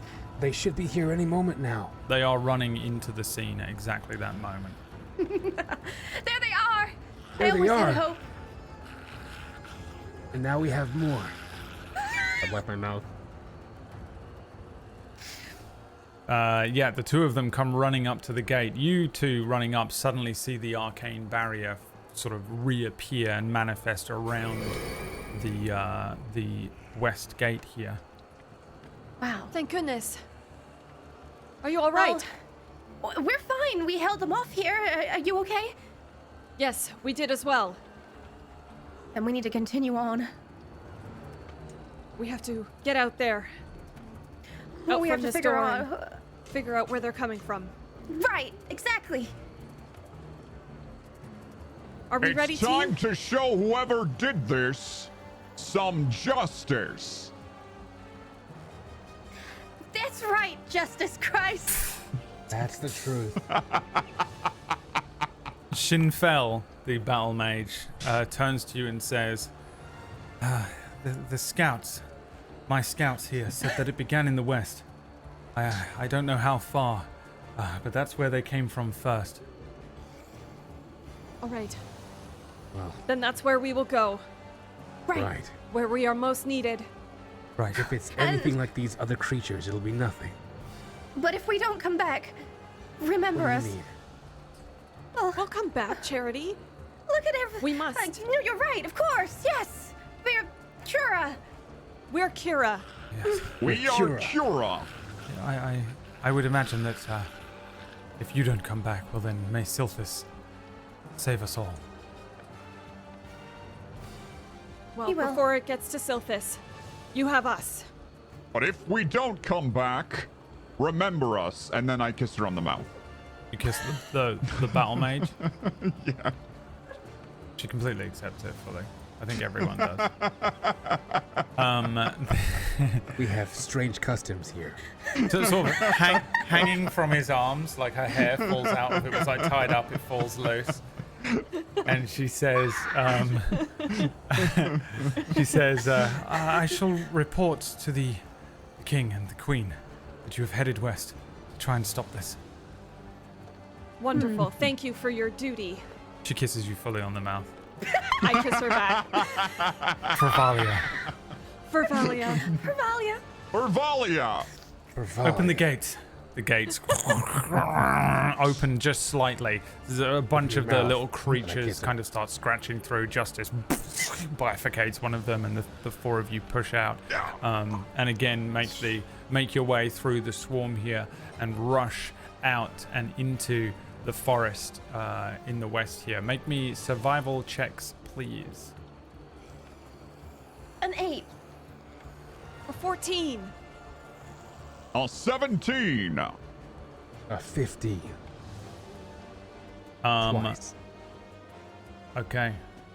Yeah, you start running through the forest, making sort of good time. Every now and then you're having to contend with some of these creatures. They seem to be kind of endless for a while, and then you sort of break through and find a pocket of the forest, which is not completely inundated with these strange creatures. As you start moving forward through this part of the forest, you eventually, your feet sort of crunch on some leaves below.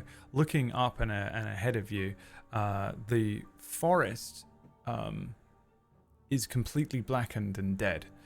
There is almost a line that is drawn across this part of the forest where it seems as if the very life was sapped from this part of the forest. It is bizarre because you're in a part of the forest that is still alive. All of the creatures and stuff seem to have fled, but you suddenly come to an area where it has been blighted entirely, and it seems, with your elven vision and senses and kin to the understanding of the forest itself, as if this stretches out as far as your eyes are able to see.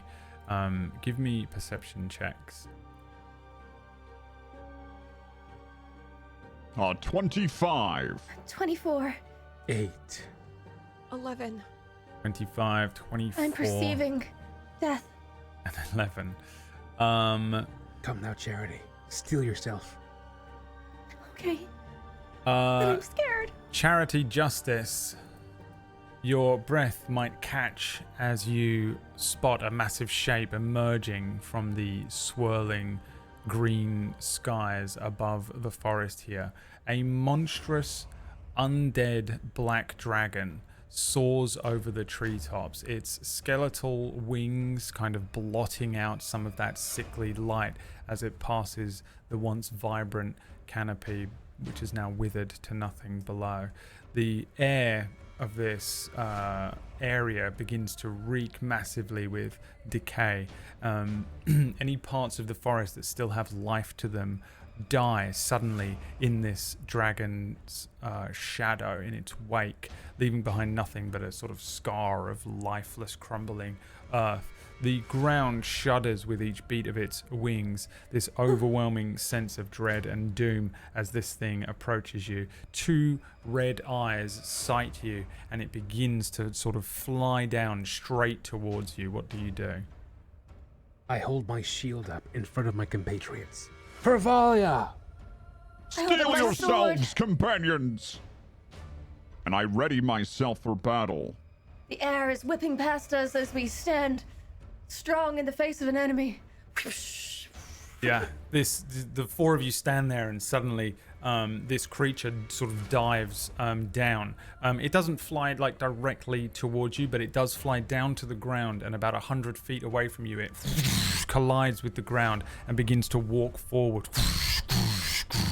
Its enormous mouth opens, wisps of like a green sickly flame rushing from it. 2 red eyes sight you, crunching trees pushed out of the way under its weight as it steps forward. It brings itself up to its full standing height in front of you, wings curling back into itself. It looks down to you. I need all of you to make me, I think it's con checks, but let me double check.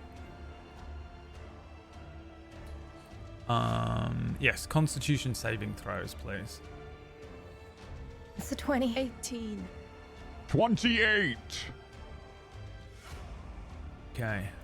As this thing is 20. approaching you, as it gets closer and closer and closer, it is as if you are being buffeted with a necrotic arcane energy, the likes of which you've never encountered before. You've possibly fought dragons, you've fought liches, you've fought undead beings and things that can draw life from you. This is like something completely different. I'm gonna throw up. There is absolutely no real resistance that you can have against this, as it begins to immediately sap the life force from you as it gets closer and closer and closer. So you all beat an 18, so you make the save here. So you take What is this half of this. So you take 12 Stand firm! necrotic damage. Just by being near this thing. And you're good for now. You're good for now. As this thing approaches you, it stops, brings itself up to its full height, and says,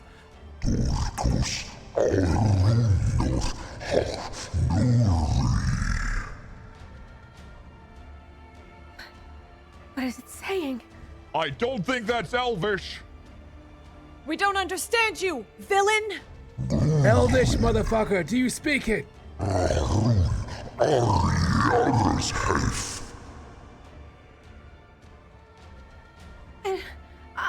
don't think he's trying to sell us cookies, guys. it gestures around itself, kind of gesturing to the decay of the forest behind it. Its eyes turn to you, these red eyes darting from each of you.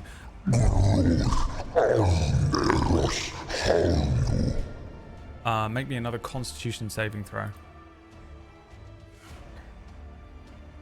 24. Ooh, A a natural 6. 1. Is he trying to tell us that he caused all this? A 19. Okay, Truth and Justice, you take 13 necrotic damage. Hope and Charity, you take 26 necrotic damage, and your hit point maximum is reduced by the same amount. Leave! You are destroying everything! You are not welcome here! It barks at you. This thing is draining your life from you. We don't have any choice. We have to do something. We have to fight back.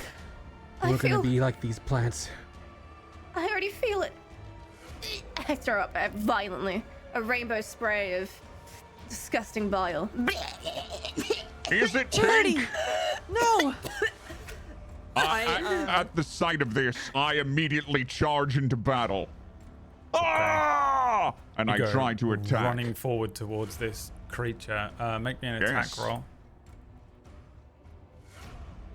A 16. You run forward and bring this thing into this creature's leg. It doesn't move. You just strike the sort of scales, the draconic scales on this thing, and it looks down at you. Doesn't move its leg, simply says,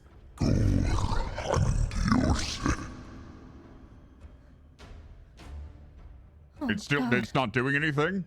it didn't react. You didn't do any damage to it. Right. You were an ant. You were just rushing at this thing, and it didn't Well. affect it in any way. I attack again then. Okay. A 21. 21. Yeah. What do you do? Bring it back at the same thing, like you're trying to chop down a tree? Yeah. You crack one of the decayed scales on this. It breaks, flinging offwards. Like the scale itself is the size of a dinner plate, and it launches past your face, landing and rolling over. The creature above you actually reacts.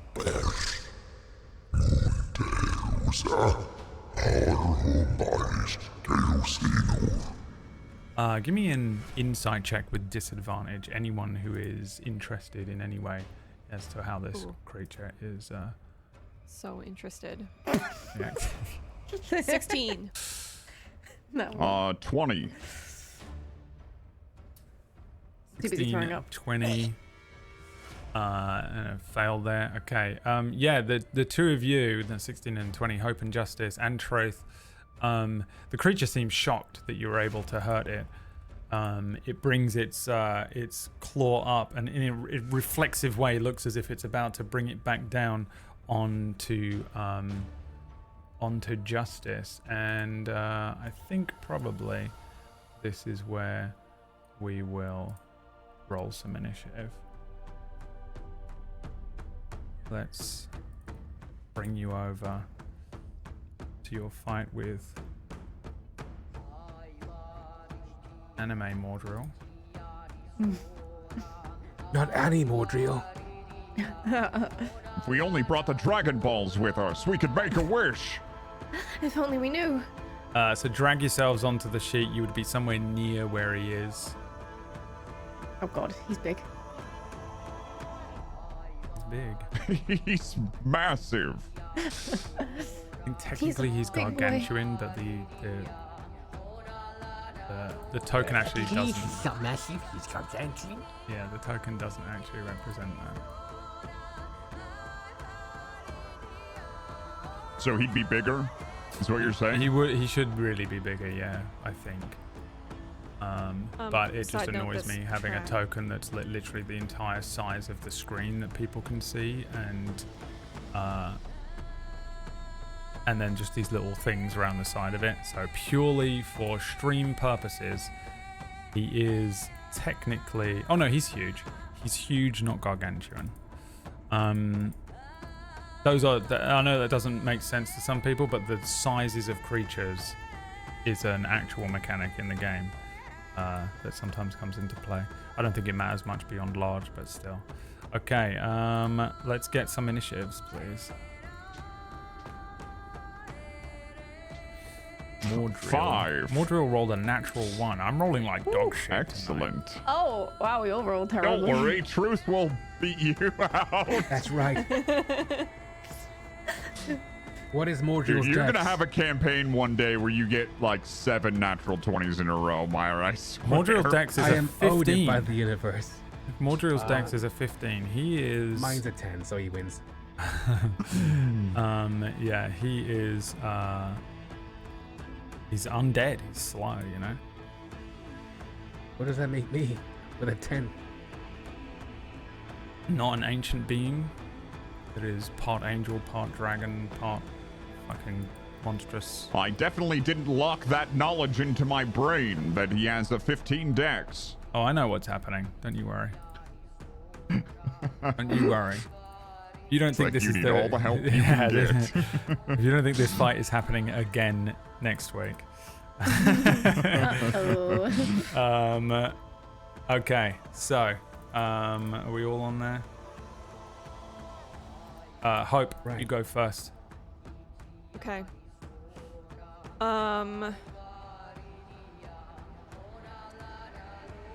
I feel the fact that this creature is killing us pretty much immediately. So I'm going to cast my only 8th level spell on him. And it's Sunburst. Okay. What is that? So you have to make a Constitution saving We're throw. all in the same boat at this point. I have no idea how to GM for a 16th level pie. This is a... Yeah, okay, sorry. Brilliant sunlight flashes in a 60-foot radius centered on a point you choose within range. Each creature in that light must make a Constitution saving throw. Failed save, creature takes 12d6. Oh, okay. 28. Well, yep. Cool. Okay, so I bring my hand up, my hammer in the air and my hand up, and I bring my hand down, and this sort of bright... He has Beam disadvantage because he's undead. He has disadvantage because he's undead. Okay, oh. he doesn't have it anymore because he's got legendary resistance. Which means that if he fails a saving throw, he can choose to succeed instead. Oh, okay. Oh, actually, no, he just has legendary resistance and magic resistance. Isn't that the same thing? Advantage on saving throws against spells and other magical effects. But then I also thought legendary resistance was just like the spell doesn't work. Right. legendary Legendary resistance means is it that if doesn't he work, fails yeah. a saving throw, he can choose to succeed instead. So if you, I guess Yeah. that's if you can figure out a way around his magical resistance, then he can also choose. If he loses, he wins. He's only got 3 of those, so Right. Okay. that one's limited. Well, magic that's also resistance good is information also to know. Yeah. If he takes, if he does a successful save, he takes half as much damage, but he's not blinded by the spell. So he still takes half of 47. Okay. So yeah, I bring my hand down, and then this huge beam, almost as if it comes from the sun itself, burrows into him and the ground. Yeah. He reacts to it. This spell goes off. You see this spell kind of strike him. It doesn't seem to affect him as deeply as maybe you were hoping. The arcane energy on this creature, as you try and weave this spell down, you get the sense that it's kind of hitting an arcane barrier of his own, as he seems to have some sort of resistance to this thing. On top of that, even the magic and the arcane energy that is piercing through his magical resistance, he seems as if he's resistant to the radiant damage itself on top of that. So he takes half and then half again. Okay. In terms of the damage. Okay. And then I'm going to cast Mass Healing Word on all of us at... Wait, actually, do I need to touch... Oh, no, it's an action. Okay, never mind, sorry. Cure Wounds, just tricking me all the time with the bonus action stuff. Yeah, Mass Healing Word we'll do level 4. Okay, cool. Everyone gets 9 points of healing damage. You said it. Okay. Cool. Well, it's like so little. Well, you did roll a 1 on the d4, but it's an AoE spell. Yeah, I know. All right. Is that the end of your turn? You want to move? That's the end of my turn. I will... Oh, actually, I completely forgot. No,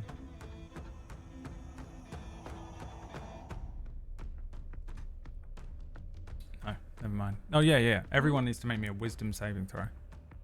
Oh, good. Oh. Sorry, this was supposed to happen at the beginning of combat. I just didn't read it because I was scrolled up. 14. A 14. 12. Everyone gets +5 because I'm a paladin. Oh, right. really? Then a Okay. 19. You got to beat an 18. Who's beating an 18? Everyone. No. Everyone Orcish. but Not Hope. everybody but me. Hope. Okay, you are one with the wisdom. frightened of him. No. Okay. That's not good. That's really bad.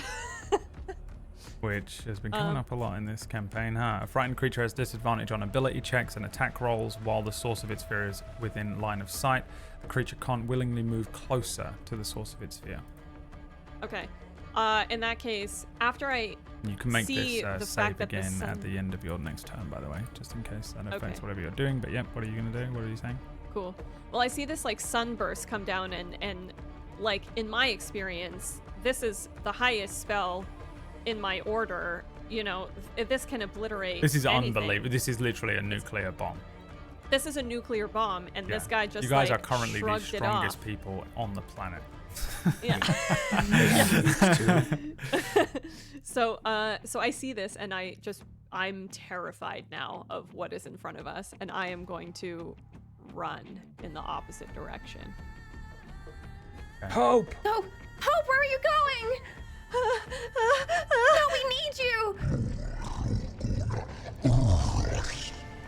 The creature continues to speak its strange language, its grotesque face turning between each of you.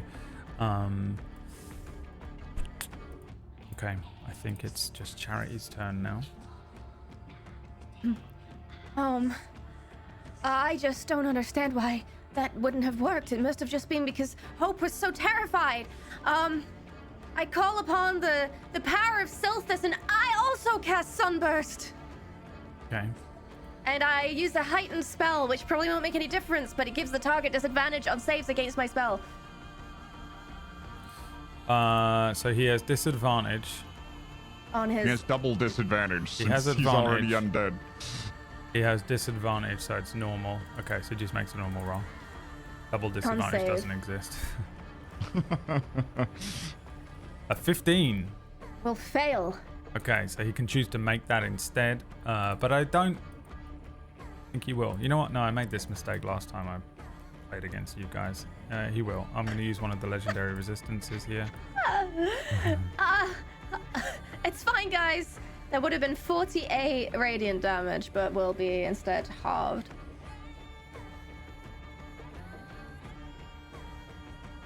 48, so 24, and then halved again because he's resistant to radiant damage because he's a fucking angel. I don't understand. Same thing. Nothing we're doing is The affecting him. spell goes off.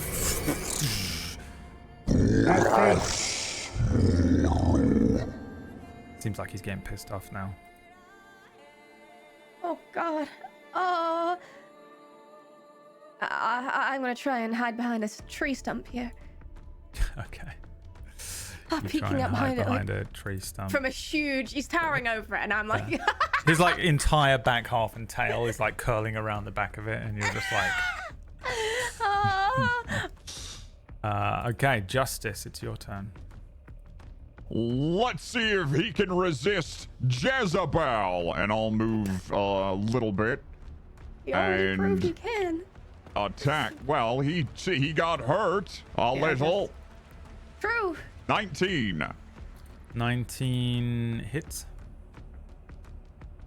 That'll be 12 slashing. And again. This is a magic 20. weapon, right? Yes, of course. It's Jezebel. Okay. Also, I think at level 5, all martial classes attacks are magical. Yeah, I think. all of you have magic weapons by now. You've been through like every dungeon on the planet. Okay, yeah, 12, For then 13. 13. Yeah. And then I think I get another extra attack. Or a 16. Which is a miss, right? 16 is a miss. All right. And that is all I do. Okay, yeah, you just start hacking away. Dum, dum, dum. The dragon is sort of distracted by Justice here. I think, will, as you sort of set off these 2 nukes on this creature, the dragon at the end of your turn will whip its tail around that tree and aim it at you, Justice. The tail comes down on a 23 versus your AC That hits. and deals 17 bludgeoning damage to you as it just finally getting pissed off. This tail launches around towards where Justice is and poof, batters him, striking Justice for 17 bludgeoning damage. The creature in front of you will at the start of its turn, everyone needs to make me a con save again. Don't like these. Oh, natural 27. A 19. 25. All right. A 22. So you only take half of this damage, 33. Wow. So you take 16. 16 damage, but your hit point maximum is unaffected because you made the save. The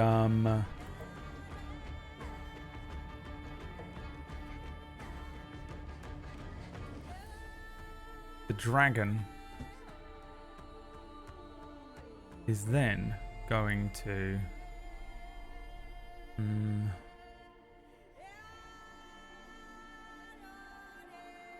I think it sees Hope running. So Hope, make me a wisdom saving throw. I think you might have advantage against...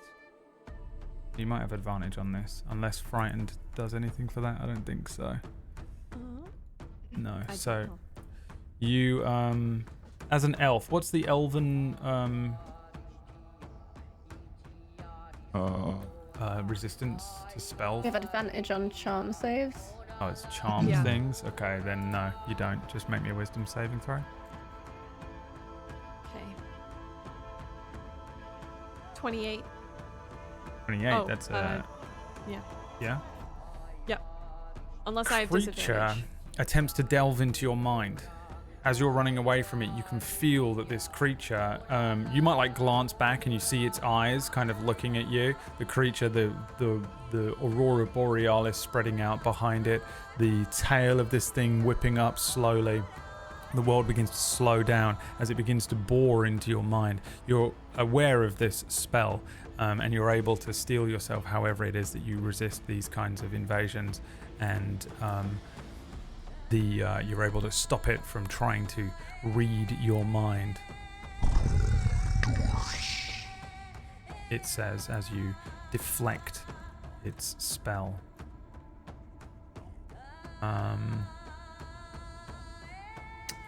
That's it for his turn. Truth, your Whoa. turn. It's My still just turn. standing there, by the way, even though like Justice is taking chunks out of its leg, and you've just set off these 2 nukes next to its head. It is still kind of just standing there. I'm going to once again plant my sword into the earth that's now gone foul with this creature's essence.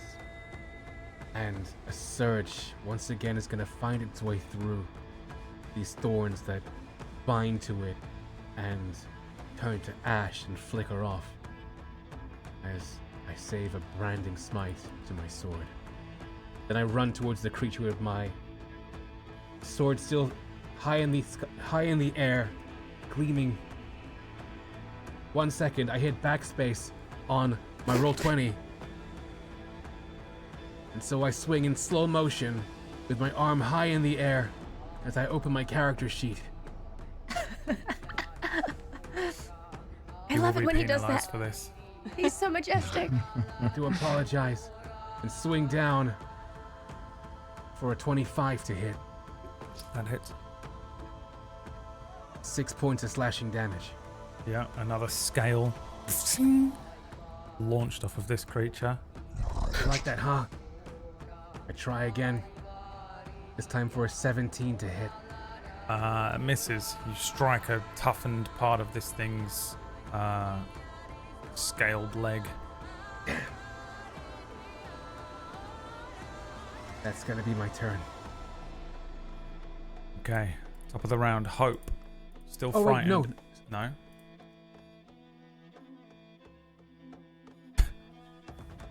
Did I say 13 to hit or 17 to hit? I'm sorry. You said 17 to hit. They both Plus miss. 5. Well, all my hits have plus 5 because I am using that other bullshit I had before. So, Okay. Yeah, then that hits. okay. For 8 points of slashing damage. And then I think I'm going to release my branding smite on this creature. So it gets 2d6 radiant damage on it. For 7 points of smite damage. And then I'm going to also burn a divine smite on this creature as well. For 5 points of radiant damage. Okay. As Again, you sort of sense that the radiant damage is partially dispelled as this creature seems to be resistant to it in some way, but you do continue to hack away and deal a little more damage as one of the sword strikes glows blue here as you strike its leg. That's my turn. Okay. Hope's turn. Okay.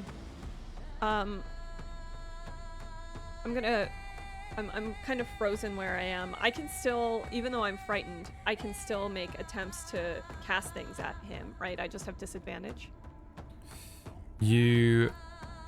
Correct, yes. Okay. I'm going to attempt to cast Hold Monster. Okay.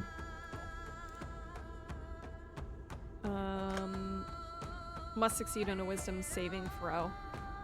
Oh, never mind. Sorry. I should have read that before. The spell has no effect on undead.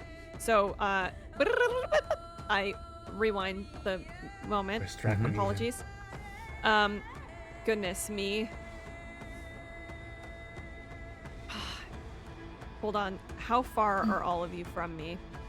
Because I ran away. Okay, you're all still. I can't get to you just. How are you guys feeling? Damage-wise, pretty bad, huh? I can't Feeling see pretty Charity or damaged Truth. right now. My bones Yeah, hurt. Okay.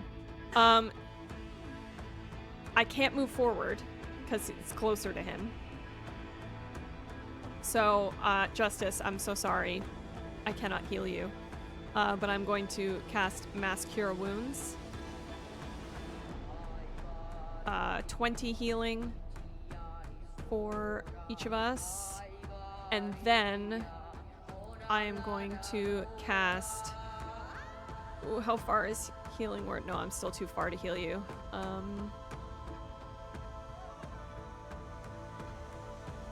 Okay, Mass Cure Wounds. And then, sorry, I'm still just trying to figure out what would be best here.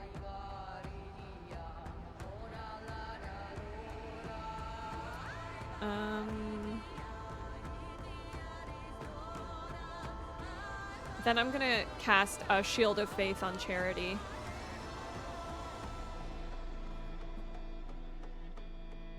You get +2 bonus to your AC while the spell is up. Nice. Okay, that's it for me.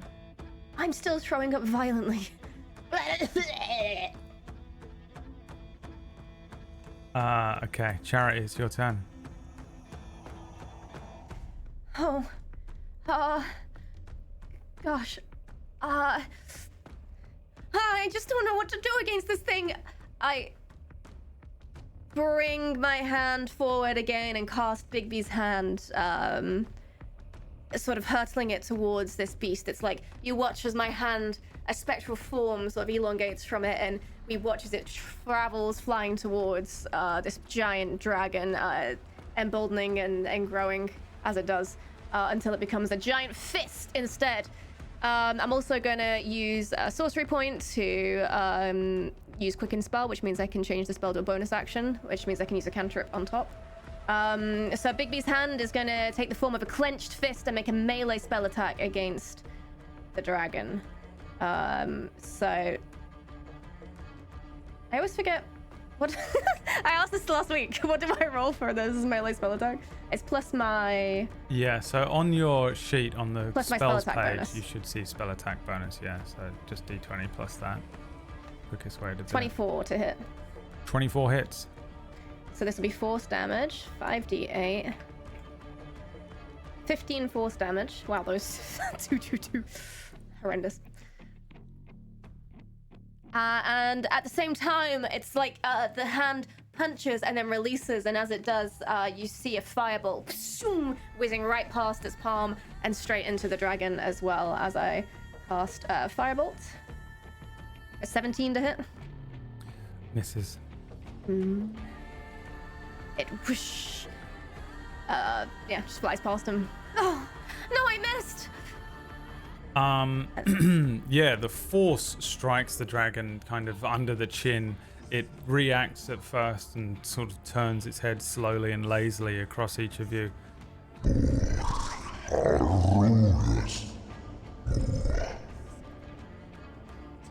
It says, "Justice." I don't know what you're saying!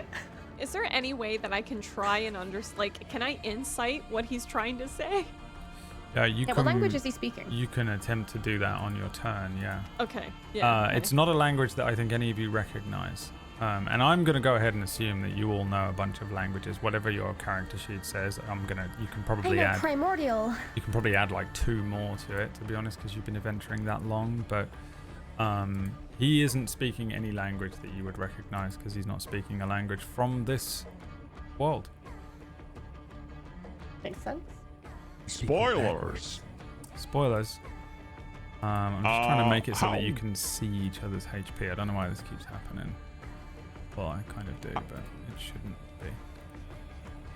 Sorry, How carry on. tall is he? Like, how high up is 30 feet for him? Well, he's pretty tall. Let me remind myself. Let me ask you a technical question that pulls you away from what you're trying to do immediately. Orvalia. Self-awareness. Orvalia. Orvalia. I fucking no idea how tall he is. He's, Okay. I mean, he's probably about 30 feet tall. I He's would probably imagine. about 30 feet tall. Yeah, that's Okay. sort of what he is in my head canon. So I would like to go with then that, and I'll use write that my down. my starlight step. Takes me 30 feet. Could I teleport onto his back? yeah, All right. I'll allow that. So Justice blinks out of existence and blinks back into existence on the creature's back and begins slamming his sword down on him. You shall not be here any longer! Ah!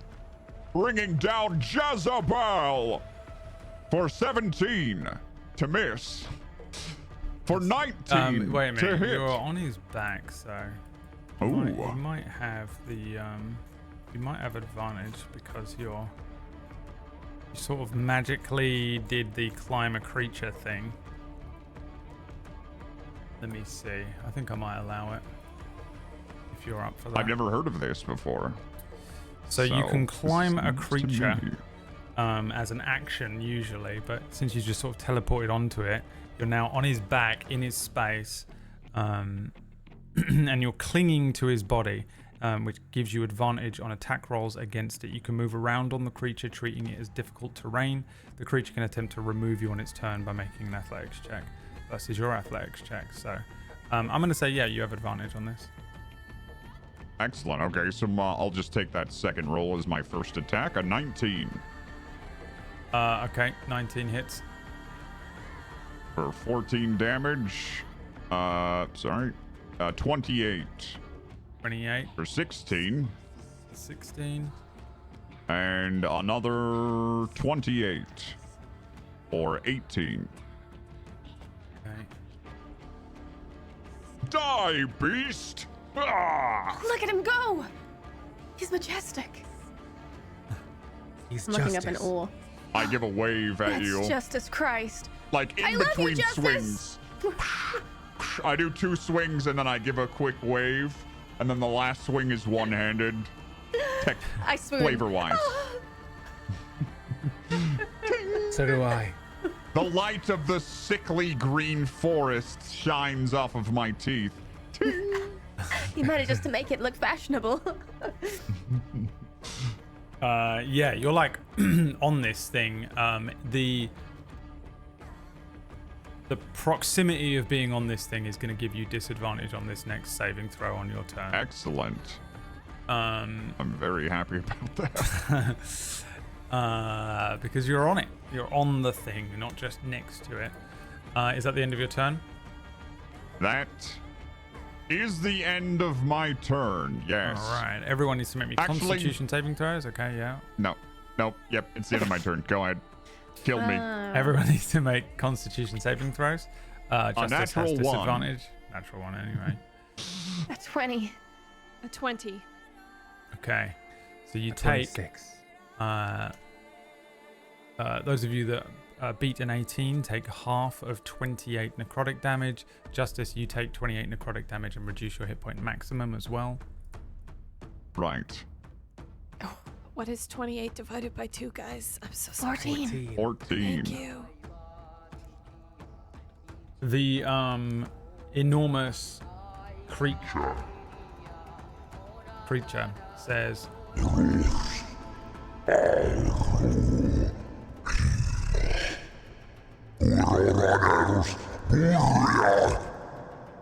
and casts haste on itself. Uh-oh. The spell weaves around this thing, and suddenly this kind of orange aura appears across the thing. It says, it is Truth's turn. Okay, it's my Huh? turn. I Oh. am going to hum a bit, sorry.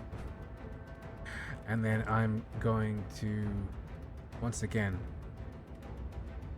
throw my sword in the air skyward and invoke my angel as I cast Channel Divinity Sacred Weapon. Channel Divinity Turn Undead. Turn the Unholy, even. Turn the Unholy. When you take this oath, as an action, you present your holy symbol and speak a prayer censoring fiends and undead using your channel divinity. Each fiend or undead that you can see or hear within 30 feet must make a wisdom saving throw. If the creature fails its saving throw, it is turned for 1 minute or until it takes damage. A turned creature must spend its turns trying to move away as far from you as it can, and it can't willingly move to a space within 30 feet of you. It also can't take reactions. Okay. I'm going to say, yeah, I'll allow it, but he has advantage on this. So let's roll that check. 27. 27 just beats it. You attempt to do this. The large form of this dragon in front of you kind of reacts to it very briefly, kind of flinches away from it.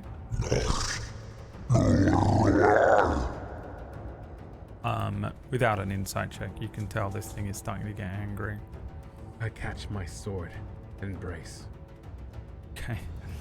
At the end of your turn, it is going to do a wing attack. Each creature within 10 feet must make me a dexterity saving throw. So that's justice and truth. 25. 14. How close is justice to me? I'm 30 feet in the air. Yeah, he's up in the air. Okay. So you got to beat a 21 Oh, wow. or take 11 bludgeoning damage and be knocked prone. Okay, what does that mean for me? He's still hanging on, you just prone. Okay. I'm holding on with one Yeah, hand he's fucking on the scale. He's huge. By the way, he is freezing to the touch.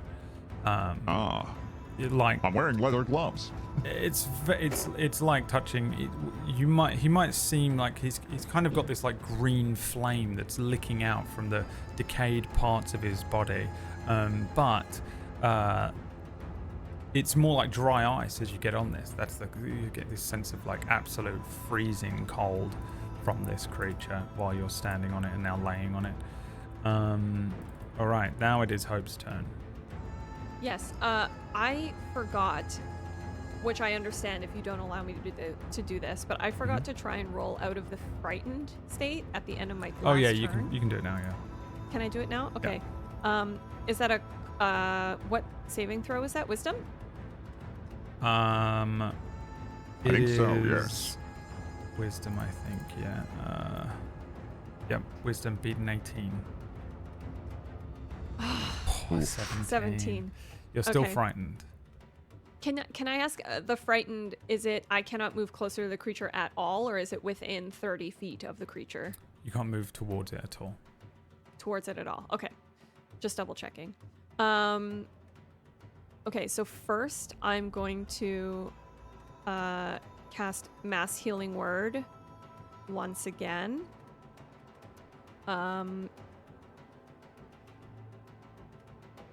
At level 4. Oh, Okay, cool. Everyone except for Justice gets 9 points of healing damage. And then I'm going to drop to my knees and bring my hands together. And I am going to request divine intervention. I am imploring my deity's aid. Sylvanas? Yep. I'm employing... I'm imploring... Is that her name? I don't know. Sylvanas is the god. Sylvanas is the windrunner. Yeah, okay. Sylphus is your angel, but it's Sylphus, the angel of thank you. Sylvanas. So Sylvanas, it's yeah. the same thing. Sylvanas Okay. is the wild The god. god, yeah, wild forest. Okay. god. So I drop to my knees and I will say, please, I implore you, if you hear us humble servants, we need your assistance. A great evil has come to us, and I fear for the future of your land. Alright. I'm asking for, basically, do whatever. Please wipe this creature off the planet if possible. Yeah. Help us. If you roll a number equal to or lower than your cleric level, they intervene. So you roll what though? A d20? Oh, a percentile assume so. die. Oh. So roll for me. D100. D100. Okay. Okay. Wow, dude. I can't believe that just happened. Fuck, dude. You rolled a 100 for audio listeners. You have to roll equal to or lower than your cleric level, which is a 16, and you rolled a fucking 100. That is Oh my unbelievable. God. A critical Yeah. fail. PB would have Really? passed out if she was GMing this, by the way. She would have had to end the session. Okay, when this happens, I think I actually feel as though my angel and my god have turned their back on me. Like, I feel a void and an emptiness from this. Yeah. And I feel like we are lost. Hopeless. And, yeah, The- hopeless. That's yeah, right.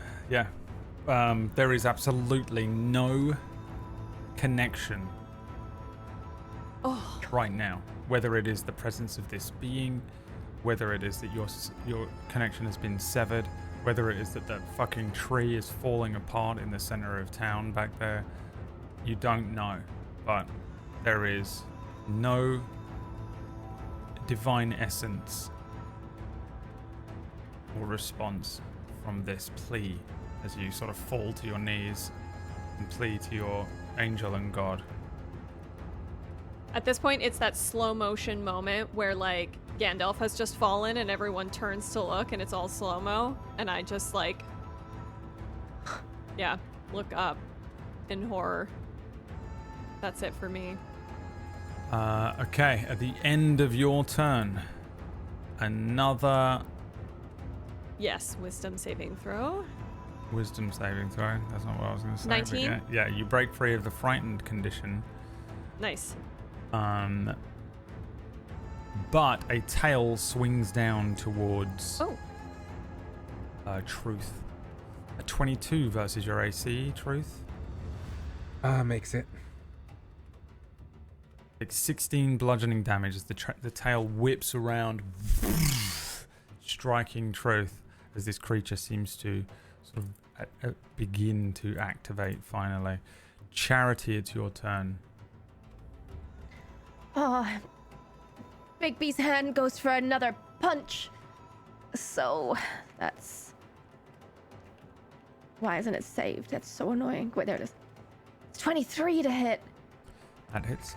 Oh, actually, maybe it doesn't. Let me check. Got +2 to his AC right now. Yeah, it hits. For another 18 force damage. 18 force damage, okay. And I'm gonna cast Fireball! And I'm aiming for the front of its face. I wanna like, whoosh, I wanna distract it momentarily. I'm upcasting this using Meta Magic, Twinned, which increases the spell's effective level by 1 when it can be upcast. So this is gonna be a Dexterity saving throw from the dragon. The dragon. A dragon. The dragon. A 9. Which is a fail. 32 fire damage. All right, I will choose to succeed on that instead. Oh, actually, no, it'd be a 14, not a 9. Which would still fail. Still a fail? Okay, yeah. Then I'll choose to succeed with the legendary resistance, and this fireball goes off.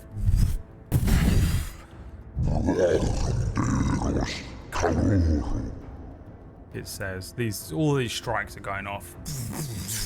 These two are striking at it with swords, and it is kind of just taking all of them. So you deal 32 damage, so it is 16. The bracken is a flame and a pinkish flame now, swirling with the green mists, creating a interesting combination. Okay, end of your turn. Yes. All right, Justice, your turn. Yes. I use half my movement speed to stand up. And I begin to rain down Jezebel upon this creature's spine. Jezebel's my sword. Just a person. A petrified A human being. 14. You have advantage. That's right, I do have advantage. Thank you. A 16. Yes. Wow.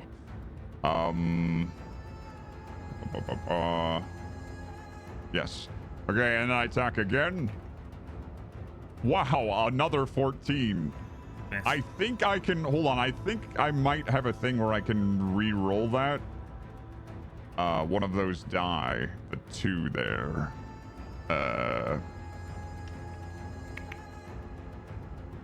I think. Is that right? Maybe that's a different class. The I don't know great the sword champions. master Oh yes, thing. the great weapon fighting. Yes, I can re-roll a 1 or 2. So let me re-roll that.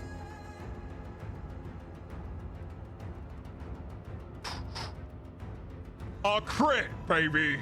Then you just re-roll the die, not the re-roll the whole thing. Well, yeah, I re-rolled the die. The +5 +5 +2 is still going to be the same, though.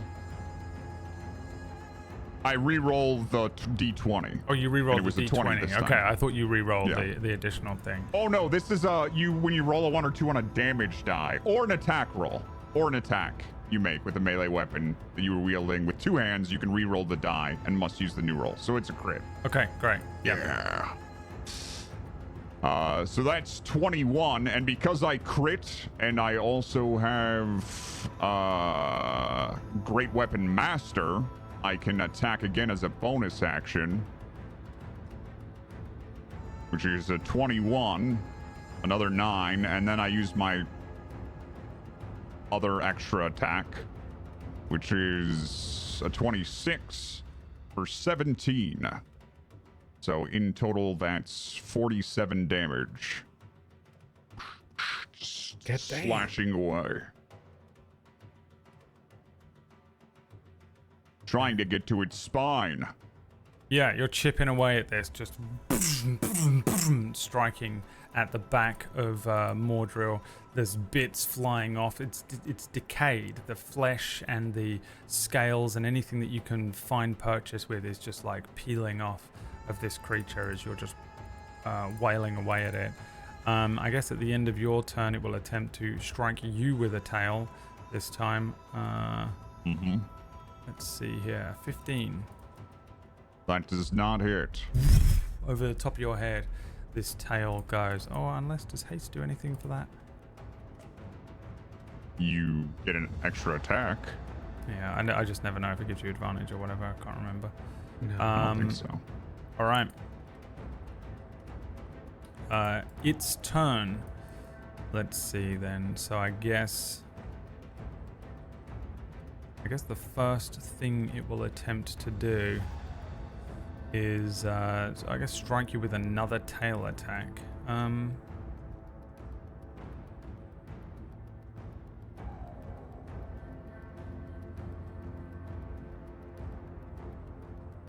Can I ask a question, since I'm still relatively new to D&D?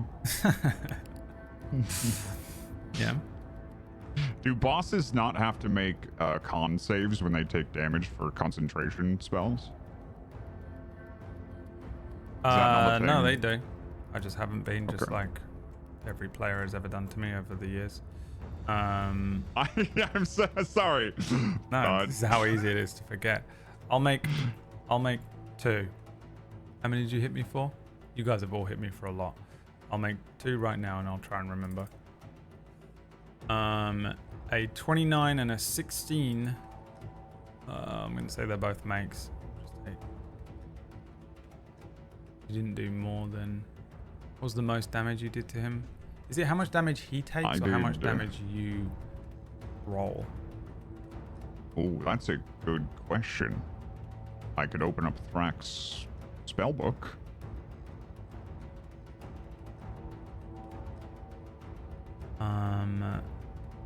Or damaged, half the damage taken. So yeah, he makes. Because that's different to how much, because he's resistant. I did to 21 on one of my attacks. so much of this shit. All right, yeah. So I'm gonna say he's holding it for now, but from now on, remind me when you hit him with attacks that he needs to make con saves. Okay, here comes a tail attack again towards you. 27, Justice. Another tail attack. 27 hits. Yeah. 13 bludgeoning damage to you. Is it? Everyone also needs to make me Constitution saving throws, of course. How could I forget? 23.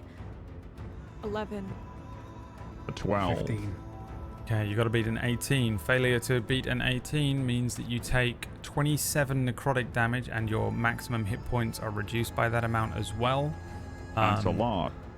Or half as much and your max hit points are not affected.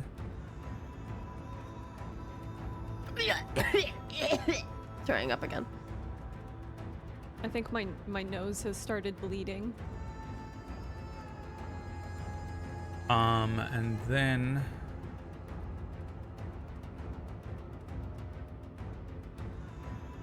Mordril opens his mouth.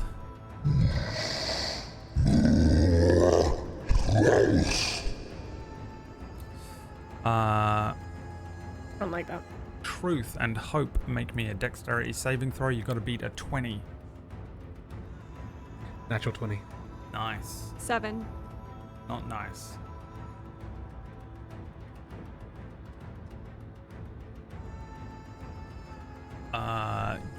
Truth, you take 33 necrotic damage. Hope, you take 66.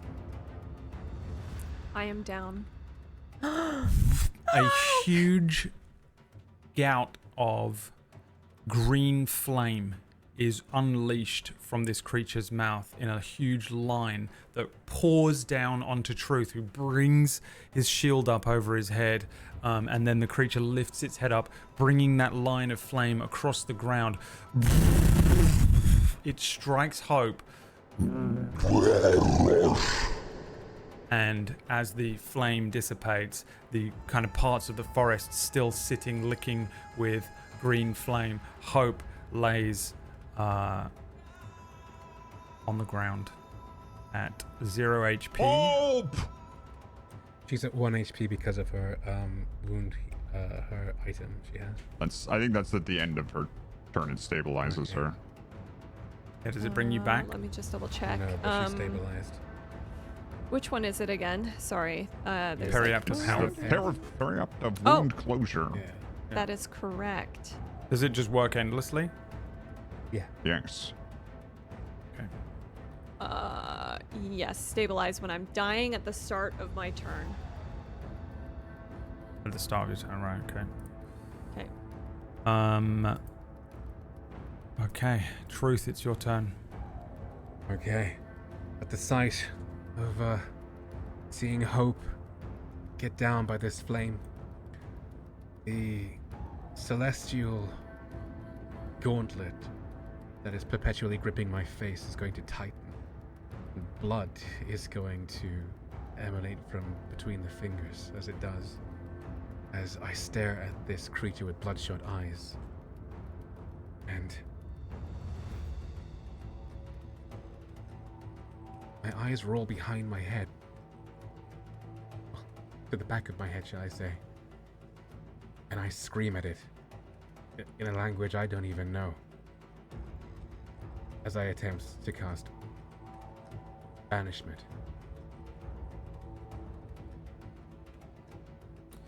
You attempt to send one creature that you can see within range make a succeed on a charisma saving throw or be banished. Okay. 24. Yeah, I suppose that makes it. There's a moment where you see this creature kind of flicker. Justice kind of drops for like half an inch and then lands on the back of it again. Mordriel says. Oh. Right back at you. Hope, it is your turn. You're stabilized and at 0 KO, so you just do Okay. nothing. I guess you can I do make me nothing. a. No, yeah, you're just doing nothing. Charity, it's your turn. Okay. For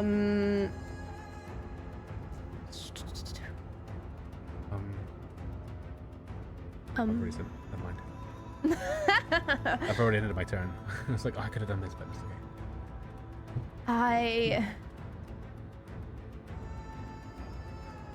I run towards the dragon. I've steeled myself. I've stopped throwing up. I run towards him. I utilize Sword Burst. He needs to make a strength saving throw. No, that's a lie. Hang on. This didn't copy over correctly. One second. Okay. Dexterity saving throw. Natural 20. And a natural Okay, that 1. doesn't do any. Wait, is he? Yeah, I know, that's crazy. What? Balance. And then I use another meta magic point to allow me a quicken spell again, to allow me to utilize a spell as a bonus action. I'm going to use Thunder Step. A thunderous boom will sound, and as I'm at the front of this dragon right here, any creature within 10 foot, which is just Mordriel, I believe, needs to make a con save. 15? No, Will 19. fail. Will make.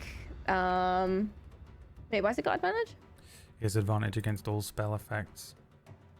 Magic resistance. Honestly. Has advantage on just saving anything. throws against spells and Just other anything. magical effects. Yeah, everything. He's just got a win button, really. He can He just win. sort of has a win button. Just yeah. choosing to win. Welcome to high level monsters. He still takes half as much damage, and I teleport towards Hope. Boom! This huge thunderous crash through the forest. All of the flames and the green mist is disrupted around this dragon creature. The earth shakes as I disappear from this spot and reappear next to Hope. A hand on her back. Are you okay? Okay, it's the end of your turn. I don't answer you because I'm KO'd. I'm knocked out. A tail attack towards Truth here.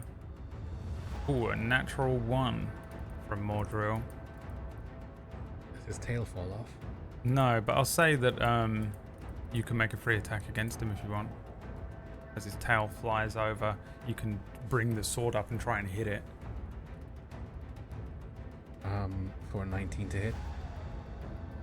Misses because he's hasted. So it's close. You just see this tail coming for you. You bring the sword up as if to strike at the thing, and the two things just miss one another.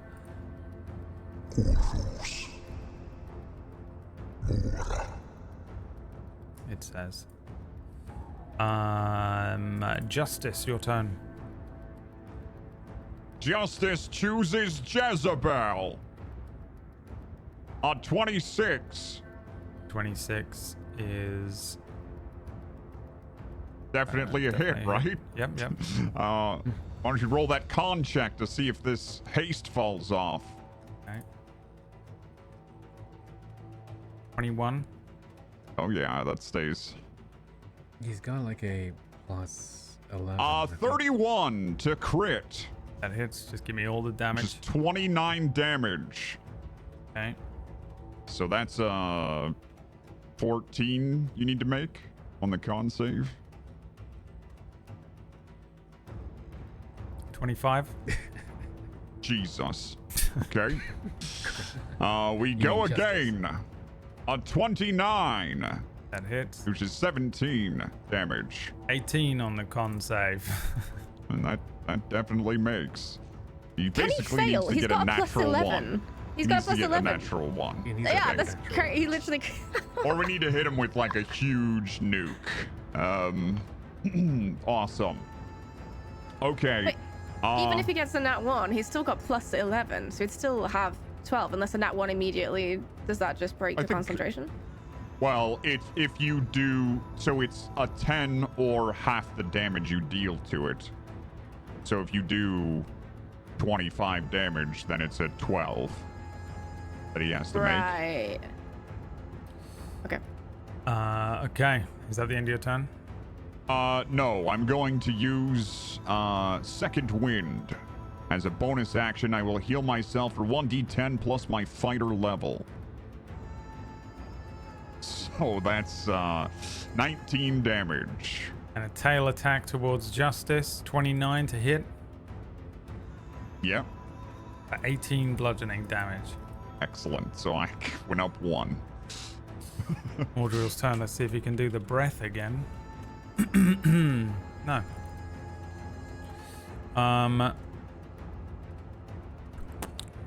What do I want to do here?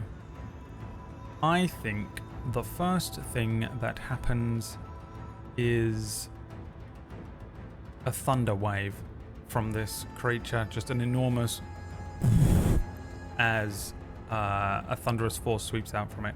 The two of you that are standing next to it need to make me Constitution saving throws, and he's casting this at level 3. –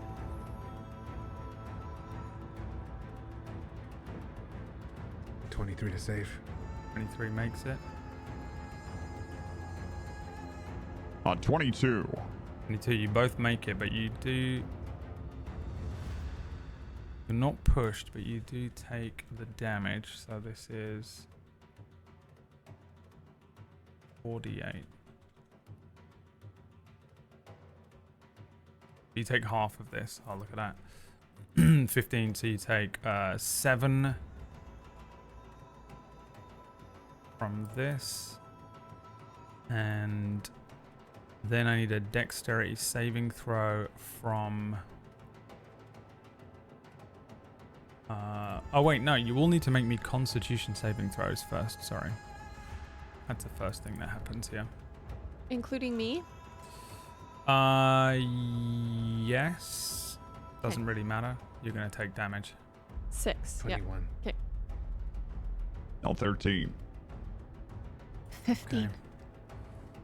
So everyone but Truth fails here and takes 32 necrotic damage and has their maximum hit points reduced by that. Hope this simply just puts you on death saves. Okay. I'm assuming that the periaptive wounding doesn't just wound closure, just reactivate. How many times? Let me just quickly how check. How does that work? Because you just become The thing is, immune. every time she's knocked out, so I think she's now on saves. While you wear this pendant, you stabilize whenever you are dying at the start of your turn. In addition, whenever you roll a hit die to regain hit points, double the number of hit points it restores. So you're just immortal with that thing on? Yeah, I guess so. She can't die at death saves, yeah. Okay. You could break the periapt. I Is that also have one possible? of those, just to be clear. It's all good. It's all good. And then he ends his stream. Never talks It's to us. alright. He's just going to reduce our hit point maximum to the point where he will just double our damage and permakill us anyway. It's fine. You're fine. Okay, so then I need a dex save from Charity. Oh. Oh no. Oh no. It's a 4. As he launches a fireball at you. Oh. Oh no. Ball or bolt? He said ball, and I'm afraid. Ball. So you will take 27 fire damage. Also, you get 1 fail. Hope. Okay. Do you know what my HP is right now? It's 26. I am down. Ah, no! Ah! Charity, no! Fireball launches from this creature. It strikes the area where Charity is.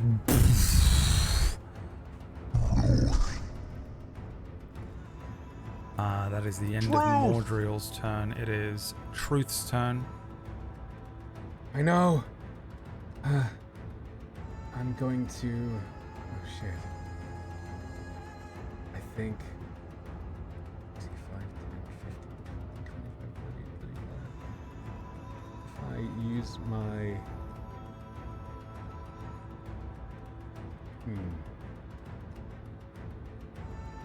Okay. I am going to. Oh, but I could try and banish him right now too. Okay. I'm going to spend 30 points of my Lay of Hands to give myself 30 hit points. Then I'm going to sprint to Hope. And then I am going to, let me see, as an action. Oh shit. I can't do that, I shouldn't do, oh no. This is a bad idea. I'm sorry, I'm not panicking, but I'm thinking about a lot of things at once that I kind of fucked up. I'm sorry.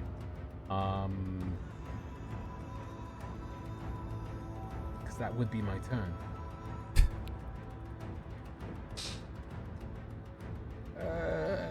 Oh no.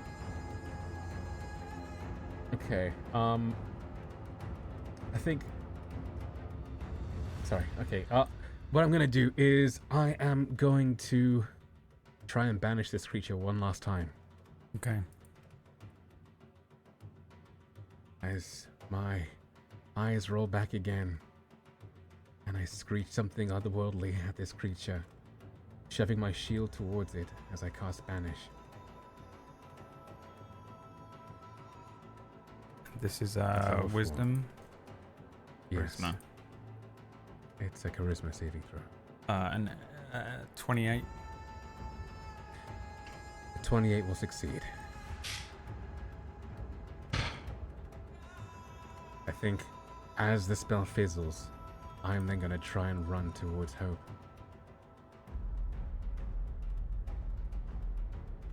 Okay. And that's my turn. Gonna try and hit you with bite attack then. Okay. 16. Fails. And then he'll try and hit you with a tail attack. 18. Fails. Okay. It is Hope's turn, which means you simply stabilize. Yeah. It is Charity's turn. I need a death save.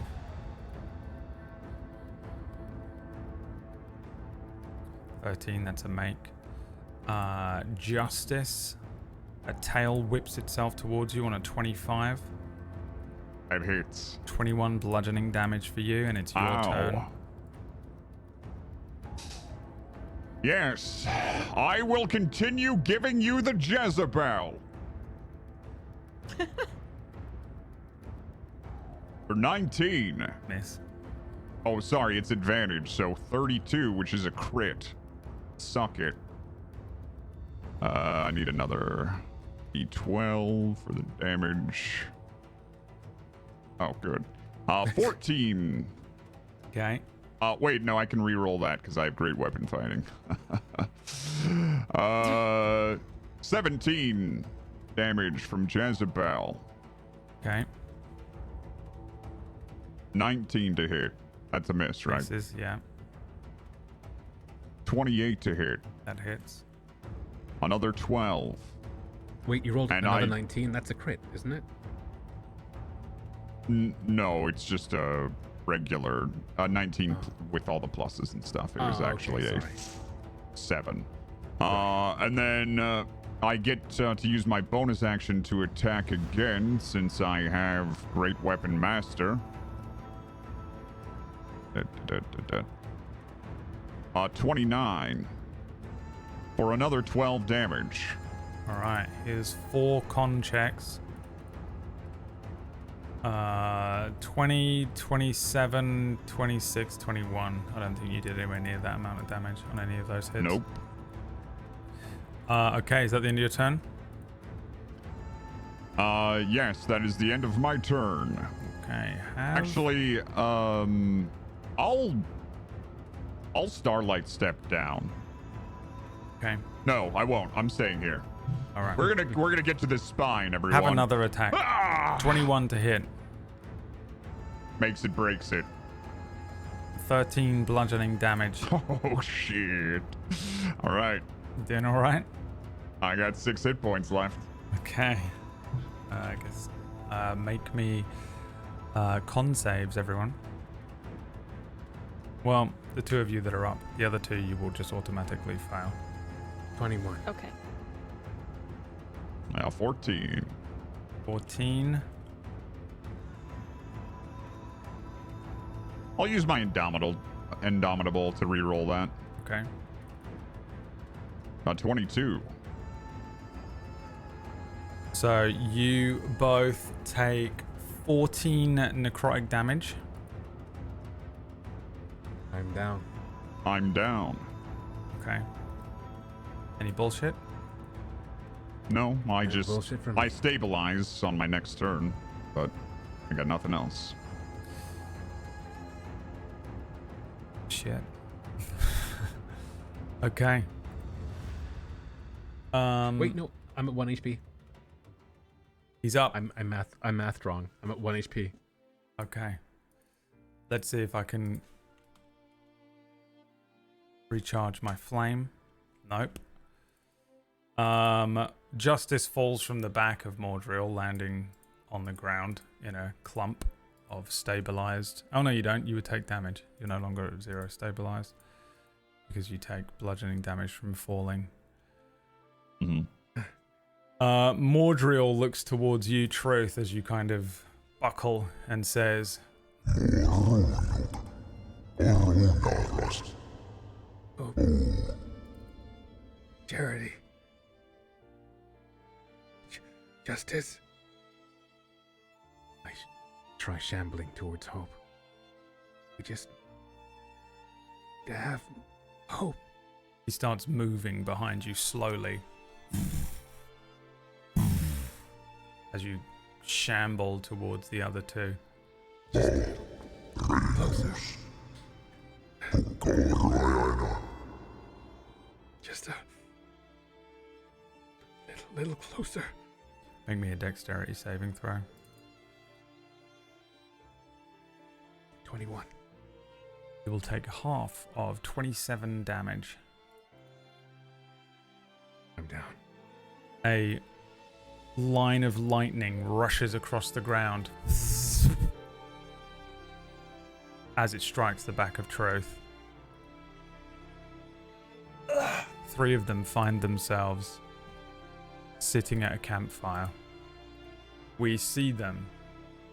We see Truth, Hope, and Justice sitting around a campfire, laughing, having a good old time, catching up. Shambling towards them with a spear in his hand is a cloaked figure. We see Charity's soul become trapped in a little gem, I would assume is what it is, inside of a ring on her own hand. And many months after the end of this battle, we see Hard moving through this area. He seems to be sort of intently looking for something. He looks down. There are sort of desiccated corpses, and he takes the ring off of one of them, puts it in his pocket, and heads back to the tower. And that is where we end today's session. But stay tuned for after the credits here.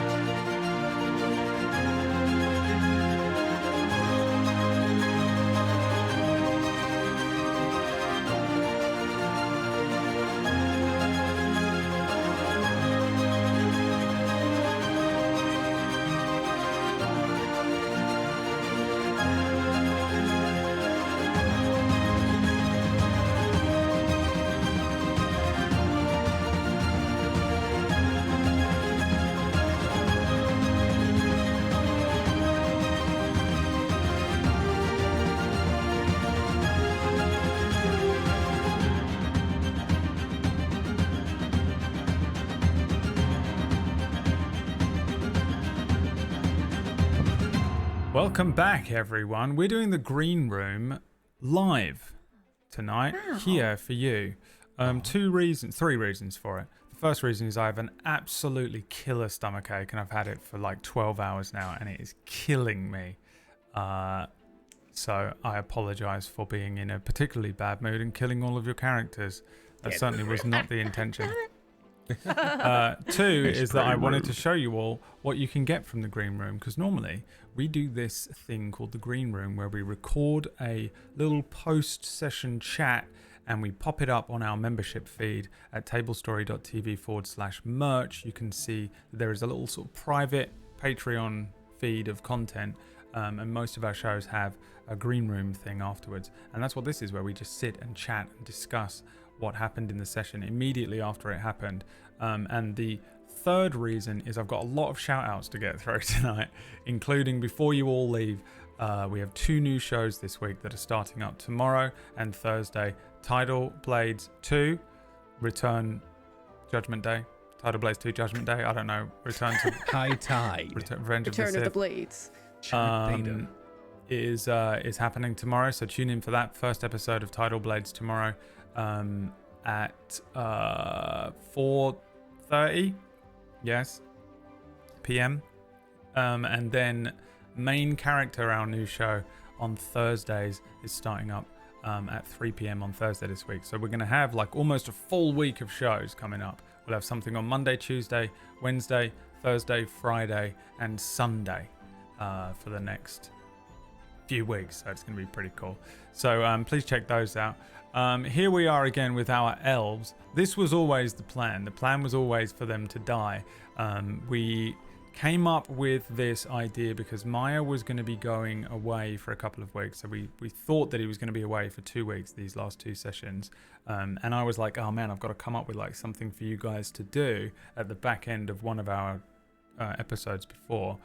And these guys were like, what if we played like another group of Quura, but like, you know, what would that look like? And I was like, what if you played another group of Quura and you're like the best Quura in the world? Because the main crew are like the last resort. Everyone's dead. And, you know, they're the Z team and this is the A team. And like, what did that look like? So who, you know, the very best Quura were the first to take on Mordril. And then I was like, but you would still have to get annihilated. So that became the concept. Was we did an episode. It was very like, oh, we're the best. We're like so anime. But then regardless, they still get annihilated by Mordril, which is why I want to ask why anyone took the fucking periaptive wound closure when this was your fucking idea. Because deep fuck are down, you I still doing? wanted. I fell in love with I still wanted him to survive. You said no. This is on you. You said everyone should be doing their best to survive. We'll see who Yes. lasts the longest. That's what you said and it was to Truth, us. who didn't have a periaptive wound closure. So Well, I don't think Technically- it was Truth, was it? technically, if we had followed it through and like counted down every hit point, you Hope and Justice probably would have been the last two to sort of physically die there because of the periapt. But again, the necrotic damage would have just burned you out eventually. Yeah. And I mean, on I top think you of should that, have let us act that out. You should have let them come back and watch their friends' decaying, burning corpses Maybe next he to would have them. flown away. Over and over. well, the Like moment that you were knocked out, like you wouldn't have consciously been aware of anything else happening anyway. So you would have just been It's actually the worst coma constantly just being whittled down by his aura of decay. Yeah, would have been horrendous. You know, it's just absolutely awful. Just for the record Well, as the well. B team would have saved us. The V team, yeah. Yeah, we the made a V-team. joke that The we were V-team. going to play an entire show of just going through each team. 26 different characters. Yeah. We're on to the T team. Yeah, so the T is for team, and so are we. the thing with the aura of decay that's hitting you every round for the damage, when you're not Quura, that just annihilates you instantly. So that is your resistance that lets you wow. survive that. That's how long a group of Quura can last against Mordril. Whereas if you were just, you know, he that now flies towards Key, and everyone just gets Thanos'd into dust instantly the moment he's within 300 feet. That's the range on that. Brutal. They just start dying. So I had banishment, right? And obviously Mordril comes and his whole thing is that this is how he shows up and everything's over. But I was like, what if you have burnt your resistances? So I may as well try. Yeah. But the reason why I had it anyway was I had one because, resistance left. No, you didn't. You used 3 of them. No, I Yeah, didn't. you three. I had one. You used 3. No, You're because confusing legendary resistance with magic resistance. I'm not, because you used your legendary resistance. Let's go, baby. Leah and Fight, Mirggles fight. both had the same exact spell, and you Yeah, we used used them them first. both on that. Then she used Fireball. That was your third one. I didn't use it on the second one of those things, did I? You did. Yeah, I you think did, because so. you went, I made this mistake once before. I'm going to use it. That's true. You did. Those do were your that. exact words. Wasn't that Yeah. my I have control? no memory of this. Wasn't We that were my counting control? this I in mean, the maybe, chat. maybe you were counting it. But, Okay. But what I was going to do, but I didn't have the chance to, is because Hope never dies. So I was gonna banish Hope and send her somewhere else Oh, She would have just come interesting. straight back, though, wouldn't she? in a minute or longer, As soon as depending. you died. And died. Yeah. Well, no, it's a 1 minute. Yeah, but it does I not like the concentration. idea that so. none of us were that smart. Like, there were some things that I personally was deliberately, like, using the same attack again when we've just seen it not work very deliberate choice because I just like to think we're resting on our laurels. We're like, Yeah. we're the heroes. Everything works out for us, and then like you're just doing the same thing over and over, like because it's always worked for you. So why not? So I like the idea of that happening. But I also want to point out that the reason this group exists the way it does was because we were like, what if there was a group of Quura that actually cooperated? Because all of us in the main game are so like against each other, always bickering. We are so anti each other. So it was kind of a fun thought experiment of like, what if Quura actually got along? And then it just evolved into this like, we're all best friends kind of thing. We kiss each other on the mouth. We're more than friends, I think. Incestuous friends. And everything has always gone perfectly for us. Well, we're probably related to some point down the line. Let's face it. It's true. Yeah, go on. I was just I think gonna say, that if... Oh, you go. nope, you go ahead. You go ahead. Yep, you go. No ahead. one's going to speak now. Marcus is Okay, out I of the was green gonna room. say, I was gonna say, I love how supportive the roles were. Also, like I know that we went into it with this sort of plan. I guess we knew that we were all gonna die, but it just so happened that the roles actually nailed that as well. Like it really made it happen. Heroic. The 100 on the divine request was crazy. Like in my head, the angel's already dead. You know, like in my head, they're gone. And so That was just insane. like That was a it was great roll. crazy, and it was perfect because I what else are you gonna do after that? I felt like what else are you gonna do? And then I was just taken out right away. It was Wait, can we awesome. confirm, is this in the same Terra that the other Quura are from, or is this the other parallel world? I don't remember. No, This is yeah, definitely this the is definitely the same same one. Okay. The other world is all lizard folk. So like, there is some science and lore to it, but we'll cover that maybe one day. But yeah, I no, think this takes place. This one shot takes place immediately after Mordril first arrives here. So you literally you were the first people that he ran into. And at the beginning, he spends one round just being like, what's going on? Why are you guys hurting me? This is amazing. He's like so happy he's found life. He's like, everyone's alive here. We're like, what's going on? What the hell's going on? And you no, guys that were like, hurts my heart. fuck you. Just didn't understand it. And he hasn't had the time to like figure out your language yet, which is why he was trying to do the detect thoughts on you. Hope. He was trying to figure out why they're attacking me, like what's going on. I don't think they quite understand what's happening. Immediately after this, he probably like fucking accesses the weave and like figures out how to speak this language and communicate. But it doesn't matter. Everything dies when he's near it anyway, and he's like fucking trying to kill everything. Does that mean that regardless, his lizard men aren't really like, receiving orders from him? Because if he's showing up and, hey guys, what's going on? But his lizard guys are already fighting and killing people. Yeah. He still wants everything dead. Okay. But he just wants to know what the fuck is going. He doesn't quite realize at this point that he is responsible for it. He has sort of like this just insane misunderstanding of his own power still, because he's never been really like in another world. But he's fully aware that he has this job that he wants to do. He just wasn't expecting to immediately show up and everyone starts attacking him, and he's like, what's going on? Who are you guys? And then he was like, oh fuck it, I'm just gonna kill you all. That's kind of where he got I was gonna kill you anyway, but yeah, I was gonna kill you all anyway, but like I did want to have a nice little conversation here. I thought we'd have a cup of tea. Because he likes having a conversation. He's had nice Evidently. conversations with you guys. You've had some lovely conversations with him over a cup of tea.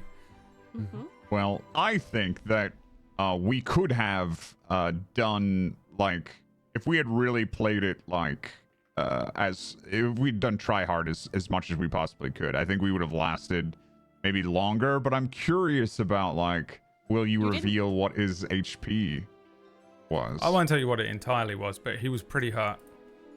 Really? He was pretty hurt. Interesting. I think I try-harded. I don't know about you, to... but I try-harded. It's just that all of my rolls were so bad, Try-harded, and I and became then frightened. the cleric got hit early, Yeah. which is, I mean, I kind of get to play Mordril as kind of smart, but he still doesn't really know who you are or what's going on. As a paladin, like I have so much bullshit on me against undead creatures. Like undead creatures always hit me at disadvantage. Thing is, every single time you hit me, your lowest number was over 20. Yeah, he has a plus like 13 to attack. He's pretty beefy. It's hard to protect against his physical attacks for sure. Massive. Well, round 2. Yeah, Time to I try have another and forget question. everything I learned in this session about how to fight Mordriel so that I do not meta fighting him later. I can't wait to hit him with so much radiant damage. You can take the meta if you want. I'm metaing everything that we learned here. I've written it all down. I was fully aware that you were going to get a lot That's of meta why he from did this. He was like, because we have such little chance of beating him. Well, the other thing is you have like super Thrak, super Cirrus who can just like pop into the weave or do whatever divine Deus Ex that Cirrus does with the hand magic. That you could justify knowing some of this information maybe if you had a conversation about it or maybe did some rolls back in character as your other characters. It is yeah, I mean it doesn't matter too much because some of the offset is the fact that you're lower leveled than this party. You have more experience in the other one, and you have some cool equipment on the other party that will really do a lot to make up some of that room. And you have some abilities like the weave and shit like that. You have some Deus Ex shit that might help you, that will do some to build up. But I also kind of just like that you guys never made it to level 16. The number one party, strongest in the world, were level 16, and they got wiped out pretty easily by Mordriel. We're 11. And you guys weren't are even trying really though. We're 11, yeah. You guys I are thought 11. we were higher. And then I went and looked. I was like, wait, what level are we? We're only level originally? 11. Yeah. And I saw 11 and I was like, sweat dripping. Yeah. But it makes sense because at this point when when Mordriel first comes through, it creates the Aurora Borealis, which sets Thor's Hard and Oswald into like madness mode where they start like trying to prep you guys. You four at this point start undertaking those missions for them because they start believing in Thor's prophetic bullshit somewhat or enough. And also Hard is like, shut up Thor's, and then he just pops out using the tower. The whole world is destroyed. And he's like, okay, no, you were right. We need to make these guys really strong because I just saw a bunch of dead Quura. They were like the best ones. But I got this ring. So there is at this point that they start prepping you, and then the three of them pretty much come to the conclusion there's no way they can prep you in time, which aligns with the fact that you only make it to level 11, rather than making it to 16. So for me, makes me feel good about how that worked out. For you, feels bad, and we'll see how well you do against Mordriel in round 2 next week. Maybe next week, I don't know. Whenever you end up fighting him. As we return to the main Quura crew and green makeup. Some green makeup. Everyone say goodbye to the elves. They did very well. For Valia! They tried their best for Valia. Remember everyone, we've got 2 new shows. I'm going to play you 2 ads for those shows. And then we're going to get out of here. Thank you again for watching, everyone. Again, if you'd like to join our membership page, you'll see these things, not just for this show, but for our other shows as well. It's called the Green Room. There are feeds for each of the different shows. These normally go out immediately after. So like we would record this now, and then I would upload it, and it would post pretty much immediately after the episode airs every week. And that goes for our other shows as well. Some of the shows don't have a green room if they're kind of like a weird special show. Like non-canon doesn't have one. Things like Ungodly don't have one because it's just impossible. But most shows have a green room post-show chat that you can look at. Tablestory.tv/merch for that. Otherwise, we'll see you next week. Thank you again for watching. For Valia. For Valia. For Valia. We'll finish what we started. Or start what we finished. Can you hear me? It's getting real bad. There's all these people in the islands. If we don't go now, they could die. We gotta do something. You talk to the council. I'll go warn them. We'll meet up again, right? Of course. I would never leave you behind. It's just that we left our friends and We didn't leave our friends, luckily. We It has to be this way. we needed to part ways for just a little bit. But I promise. are you okay being alone?